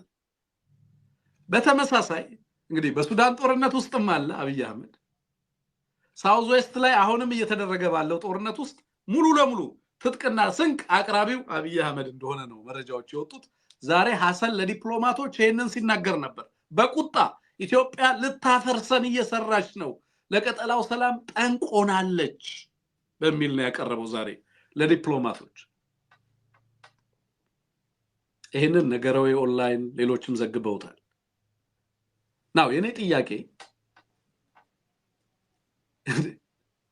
ስለ ሀገሩ ሰላም የሚጨነቅ ሰው በሀገሩ ድርብርብ ቀውስ ውስጥ ያለ ሰው ኢትዮጵያን ለማፍረስ ካልፈለገ በቀር አብይ አህመድ በእነዚህ ሁሉ ቀጠናዊ ጦርነቶች ውስጥ እጁን ለማስገባት ለምን ፈለገ? በሶማሊያ ጦርነት ውስጥም ጅቡቲ ውስጥም በሚካሄደው ኤርትራ ላይ በሚካሄደው ሱዳን ላይ በሚካሄደው በሌሎችም ሀገራት ላይ ጭምር በሚካሄዱ ቀውሶች ውስጥ በቀጥታ መሳተፍ የኢትዮጵያን ዘላቂ ጥቅም እንዴት ነው ሊያስከብር የሚችለው? can you help me understand this? አንሙት ይሄንን እንድረዳ ልታግዘኝ ትችላለህ ወይ? በዚህ ሁሉ ጦርነት ውስጥ እንግዲህ የሀገሪቱ ፍጅትና ጦርነት እልቂት አልበቃ ብሎ ጎረቤት ሀገራቶች ውስጥ ገብቶ ክልልን በፌደራል መንግስት ላይ ያስነሳ ጦርነትን የሚደግፍ አገዛዝ ከዚህ እንዴት ኢትዮጵያ ሰላም ልታገኝና ልታተርፍ እንደምትችል እንድታስረዳን እኔንም አድማጭ ተመልካቾችንም ጠይቃለሁ። መልካም እንግዲህ ይሄንን ብልጽግናዎች ምንድነው የሚሉት? ቀጠናችን በርካታ ፖለቲካዊ ጂኦፖለቲካዊ ሁኔታዎች የተለዋወጡበት በመሆኑ በዚህ ሁኔታ ውስጥ ጥቅማችንን ለማስከበር ብሔራዊ ጥቅማችንን ለማስከበር እንንቀሳቀሳለን እንጂ ተመልካች አንሆንም ነው የሚሉት። አይ ተመልካች ሆኑ ማን አለ? ኢትዮጵያ የምታክል ሀገር ይህን የሚያክል ህዝብ ተመልካች ሊሆን አይችልም። ነገር ግን አንድም ለረጅም ጊዜ የሚታወቀው ለአፍሪካዊ ችግሮች አፍሪካዊ መፍትሄ በሚል መርህ ነው። ሁለቱም በገለልተኛነት ለችግሮች መፍትሄ በማበጀት ነው ጉርብትናው በስፋት ይታወቅ የነበረው። ከዛም አልፎ በሰላም በልማት ትስስሮች በመሰረተ ልማት የኃይል አቅርቦት የመንገድ የየብስ የአየር እነዚህን በመሰሉ ነገሮች ትስስር ነበር የሚታወቀው። ጎረቤት ሀገራት ለራሳቸው ጥቅም ሲሉ የሚጠብቋት ሀገር እናደርጋታለን የሚል የቆየ ፖሊሲ እናውቅ ነበር። ውሃችንን መብራታችንን መስመራችንን ንግዳችንን በእነዚህ ሁሉ ነገሮች ከኢትዮጵያ ጋር የተሳሰሩ ጎረቤት ሀገራት ለራሳቸው ጥቅም ሲሉ የሚጠብቋት የሚጠራጠራትና የሚሰጓት እንዲሁም ሊያጠቋት የሚፈልጓት ሳትሆን የሚጠብቋት ትሆናለች የሚል ነው የነበረው ፖሊሲ። አሁን እየመጣ ያለው ነገር ምንድነው? ብሔራዊ ጥቅምን ለማስከበርና ሀያላን መንግስታት በቀጠናው ላይ እየተንቀሳቀሱ ስለሆነ ይሄንን ብሔራዊ ጥቅማችንን ለማስከበር ተብሎ በየጎረቤት ሀገሩ ይሄ ስንተኛው ክስ መሆኑ ነው? ኤርትራ ታጣቂ የተደራጀብኝ ነው ብሎ ደጋግሞ አንስቷል። አንድ ሱዳን በተደጋጋሚ ሰሞኑን ሲያቀርብ የነበረውን ክስ ተመልክተሃል። ሶማሊያ ዛሬ ያ ተመሳሳይ ክስ መጣ። በነገር ላይ የሶማሊያው ፕሬዝዳንት መሐመድ አዲስ ኢትዮጵያ በሶማሌላንድና በሶማሌላንድ አድሚኒስትሬሽን እና በሳውዝ ዌስት ስቴት መካከል ጣልቃ መግባቷን ቀጥላለች። ይሄ የሶማሊያን ፌደራል ሶቨርኒቲ የሚጥስ ነው። ስለዚህ ጉዳይን እወቁልኝ ብሎ ነው ሶማሊያ ለሚገኙ ዲፕሎማቶች ሁኔታውን በአግባቡ ለማስረዳት ወደ ስብሰባ ይገባው ማለት ነው። በነገር ላይ ሰሞኑን ሬድዋን ሶማሌላንድ እንደነበረ ሀርጌሳ እንደነበረ ቀደም ትዊተር ላይ ጽሁፎች እያነበብኩኝ ነበረው። ሶማሌላንድ ጋር ያለውን ጉዳይ ቀጥለውበታል። አልፎ ተርፎ በሳውዝ ዌስት ተመሳሳይ ጣልቃ ገብነት አለ። እንግዲህ ፑንትላንድ ጋር የነበረውን የምናስታውሰው ነው ባለፈው። አሁን ይሄ መንግስት በሶማሊያ ፌደራል ስቴቶች ጣልቃ እየገባ በዚህ ደረጃ እየተከሰሰ ነው ያለው። መልሶ ደግሞ በተመሳሳይ ትግራይ ከኤርትራ ጋር እየተገናኘ ነው ብሎ ሲከስ ተመለከተዋል። ሶማሊያ ስለዚህ ከሶማሌ ክልል ጋር ቢገናኝ ኢትዮጵያ ውስጥ ካሉ ክልሎች ጋር ቢገናኝ ሱዳን ከኢትዮጵያ የተለያዩ ጎረቤት ክልሎች ጋር ቢገናኝ አንተ ሶማሊያ ውስጥ የምታደርገው አንተ ሀገር ውስጥ እንዲደረግ ወይም ቢደረግ በምን አንደበት ምን አይነት ምላሽ ይሰጥበታል ነው? ይሄ ዲፕሎማቲክ ኮንትራዲክሽን ደብል ስታንዳርድ በምንድን ነው የሚፈታው? አንተ በሌሎች ጋር ጣልቃ ያለ መግባት ፖሊሲ ስታራምድ ሌሎችም ባንተ እንዳይገቡ ታደርጋለህ። የሌሎች ክልሎች የፌደራል አካል የሆኑ ክልሎች ጋር ሄደህ እየተገናኘ የተለያየ ጉዳዮች እየገባህ ኦፊሻላዊ የሆነ ይፋዊ የሆነ የፌደራል መንግስት ቅሬታ እየቀረበበት በአንተ በኩል ይሄ ይደረግ ብለህ ለመከራከርም ይቸግር ነገር ነው። ሱዳን ውስጥ ገብተህ የታጠቀ ቡድን ለብቻ ከዋናው ሲቲንግ ጋቨርንመንት ወጥተህ ታጣቂ ቡድን እያደራጀህ እየደገፍክ እያገዝክ አንተ ሀገር ውስጥ ያለን ታጣቂ ቡድን ሌላው ግን እንዳይደግፍብኝ የሚል ክስና ሮሮ እንዴት ማምጣት ትችላለህ ነው። ይሄ አሁን ከሶማሊያ ከሞቃዲሾ የሰማነው ነገር ግን ሌላ እንዲያፈረሰው ነገር አለ። እንደምታውቀው አብይ አህመድ ከጎረቤቶች ጋር በጣም ሰላም ነኝ ለማለት ዑመር ጌሌንና የሶማሊያውን ፕሬዝዳንት ይዞ ሼህ ሐሰን ነው እሱን ይዞ ሐሰን ሼክ መሐመድን ይዞ ሶማሌ ክልል ሪዞርት ሲመርቁ ነበር። አዲስ አበባ ተመሳሳይ ጉብኝቶች መመላለሶች ነበሩ። ጅጅጋ ከተማ ላይ ሲታይ የነበረውን ድራማ ታስታውሳለህ? የሶስቱ ሀገራት መሪዎች ተብሎ ጅቡቲ ላይ የሶስትዮሽ ምክክር ተብሎ ወደ ኤምሬትስ ከመሄድ በፊት የተደረገውንም ታስታውሳለህ? ዛሬ ሞቃዲሾ ቤተመንግስት ውስጥ እየሰማን ያለነው ነገር ይሄን ሁሉ ድራማ ውሃ የሚደፋበት ነው፣ ውሃ የሚቸልስበት ነው። የውሸት ነው ያልን ነበር እኔ እናንተ ሐቀኛ ጉርብትና ያለ ለማስመሰል ከጎረቤቶች ጋር ሰላም ነኝ የሚል መልእክት ለመልቀቅ ካልሆነ በስተቀር መተማመን ስላለ አይደለም። ትረስት ተሰብሯል። ጅቡቲም ክሪሚያ አይደለሁም ብሏል። ሶማሊያም የከረመበትን እናውቀዋለን። በዚህ ሁኔታ ውስጥ ይሄ ድራማ ጅጅጋ ጎዳና ላይ በመጓዝ ሸበሌ ሄዶ የሆነ ነገር በማድረግ ጅቡቲ ላይ ተሰብስቦ የሶስትዮሽ ድራማ በመስራት ትረስት መተማመንን መልሶ መገንባት አይቻልም። ልጥ ያየ ምንድነው እንትን ያየ በልጥ ደነግጣል እንደሚባለው ያ ነው የሆነው። ጎረቤት ሀገራት በቀጠና ያሉ ጎረቤት ሀገራት ደንግጠዋል፣ ደምድመዋል፣ ሰግተዋል። ይሄን ሐሳብ አቅርበዋል። ፎቶግራፍ በመለጠፍ ወዳጅ ነኝ ሶማሊያን ከኤርትራ ነጥያለሁ፣ ሶማሊያን ከግብጽ ነጥያለሁ የሚል ድራማ ትክክለኛ ዲፕሎማሲ አይደለም፣ ማስመሰል ነው። እውነታው ይሄ ነው።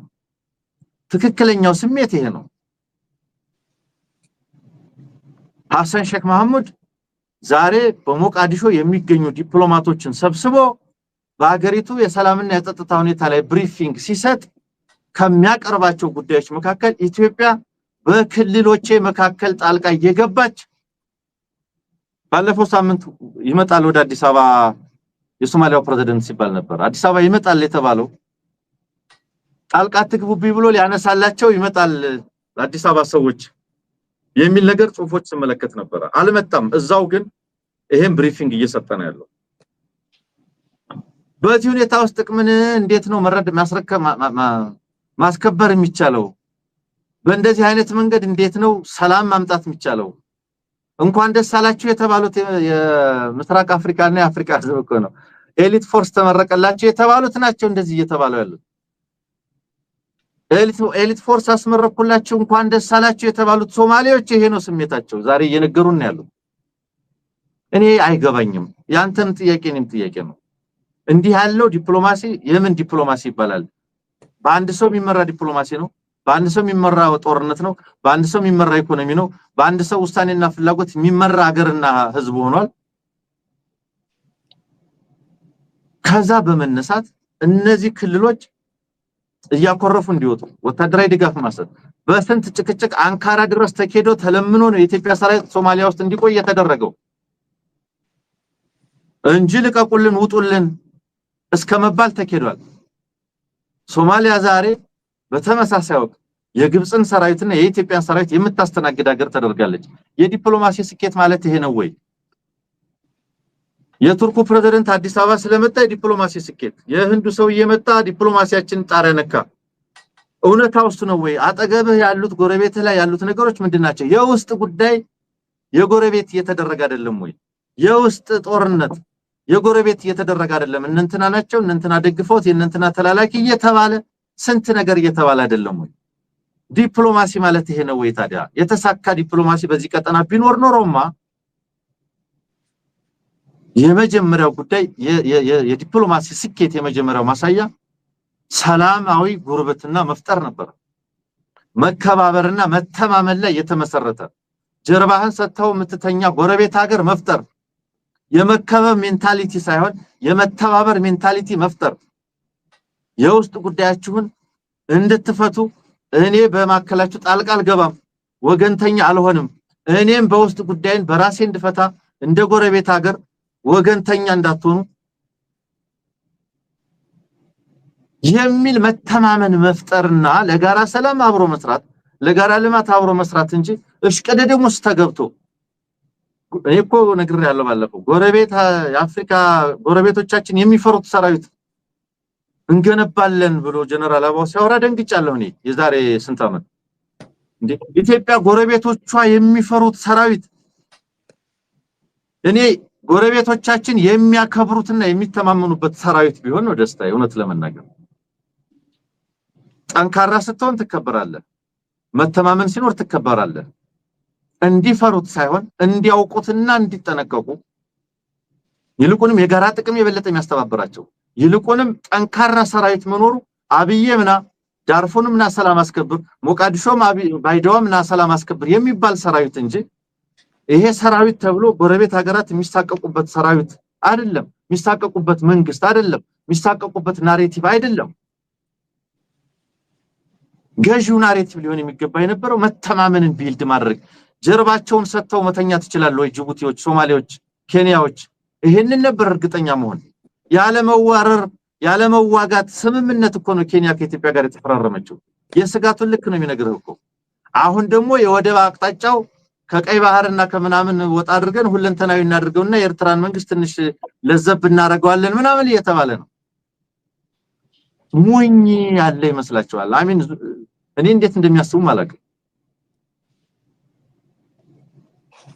ኤኒዌይ ይሄ ነው እየሆነ ያለው የዲፕሎማሲ ውድቀት ማሳያ ነው ስንለይ ኖር ነው። ማሳያው ደግሞ ባላንጣነቱ ነው።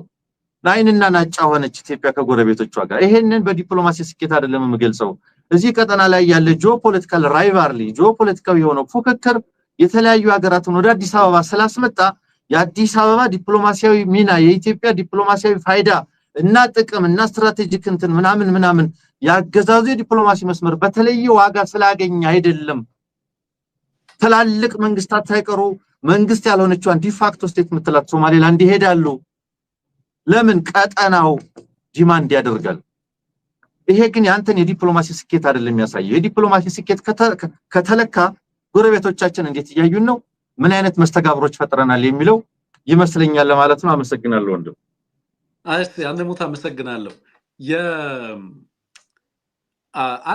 አንድ እየገባኝ የመጣ ነገር አለ። አብይ አህመድ የኢትዮጵያ ሰላም እና ከኢትዮጵያ ሰላም አተርፋለሁ ብሎ የሚያስብ ስብስብ አይደለም። ኦህዴድ እንደ ድርጅትም ከኢትዮጵያ ሰላም አተርፋለሁ ብሎ የሚያስብ ድርጅት አይደለም።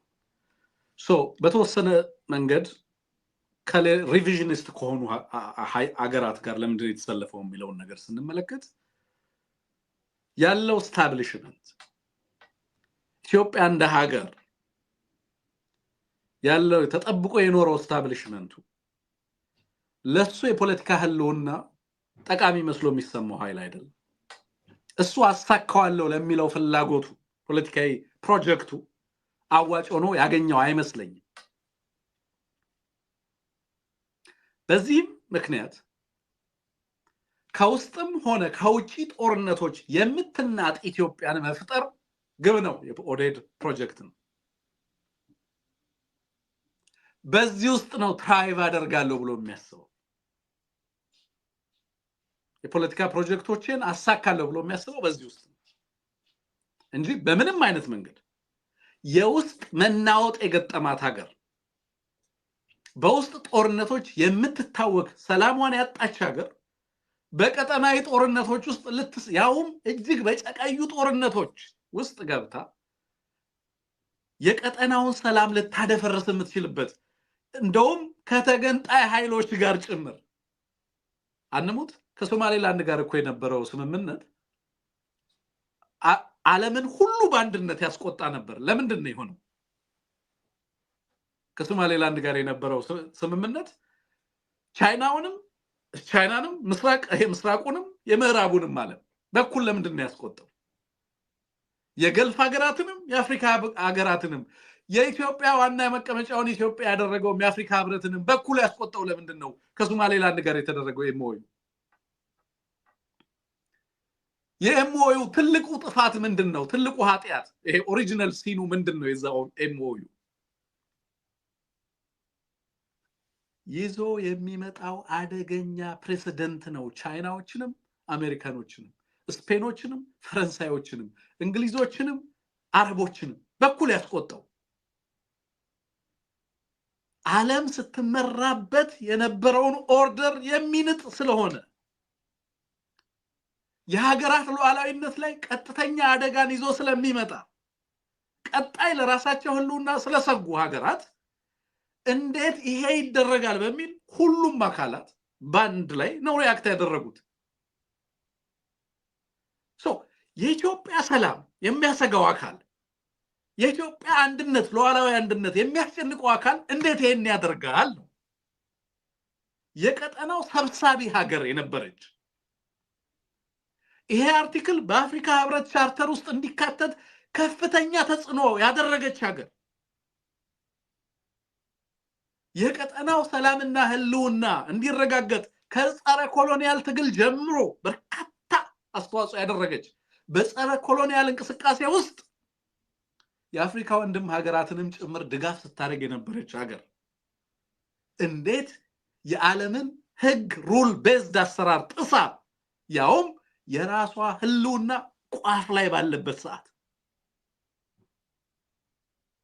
ከራሷ መዋቅር የሚመነጭ ስጋት ያለባት ሀገር ከህጎቿ የሚመነጭ ስጋት ያለባት ሀገር እንዴት በሶማሊያ ሉዓላዊነት ላይ ከፌደራል ስቴቱ ተነጥላ ከሜምበር ስቴትስ ካፈንጋጭ ኃይሎች ጋር ኢትዮጵያንም ያህል ትልቅ ሀገር ካፈንጋጭ ኃይሎች ጋር እንዴት አብራ ልትተባበር ቻለች?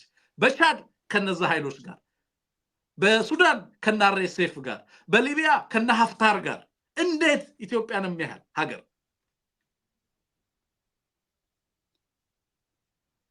16 ዓመት ሙሉ ኢትዮጵያ በሶማሊያ ኢንቨስት ያደረገችው የከፈለችው መስዋዕትነት የተከፈለው የህይወት መስዋዕትነት ሶማሊያ ሪፔር በማድረግ አንደሙት ሪኢማጂን በማድረግ ከለንደን ኮንፈረንስ እስከ ገሮዌ ኮንፈረንስ ከጅቡቲ እስከምን እያስተባበረች ለሶማሊያ ሰላም የኔ ሰላም ነው ብላ የምትሰራ የነበረችው ያቺ ኢትዮጵያ የት ገባች?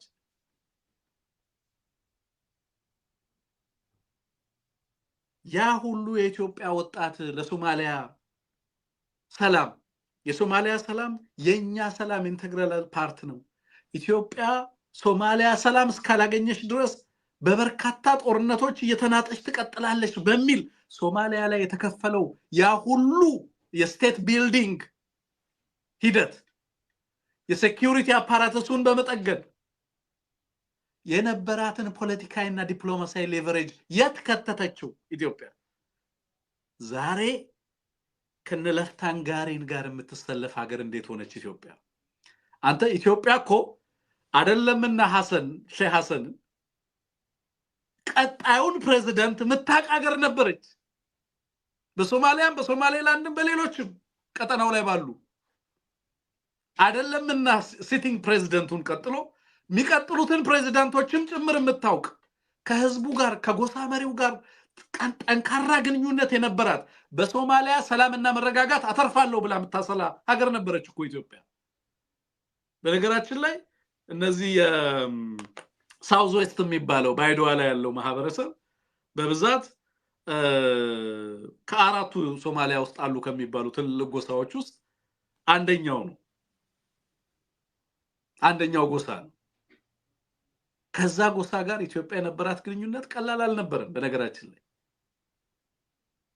ራሃዌን ይባላሉ አንሙት እነሱን ማህበረሰቦች ይዛል በሶማሊያ አንድነት ላይ ተሰራ የነበረው ስራ ኢትዮጵያ ቀላል አልነበረም። ያ ሁሉ ኢንቨስትመንት የተገባ ያ ሁሉ ጥረት የተገባ ዛሬ በሱዳን ጦርነት ውስጥ እንግዲህ የሱዳንን ጦርነት በተደጋጋሚ ተናግሬያለሁ። ለአእምሮ የሚከብድ ጦርነት ነው ሱዳን ውስጥ የሚካሄደው።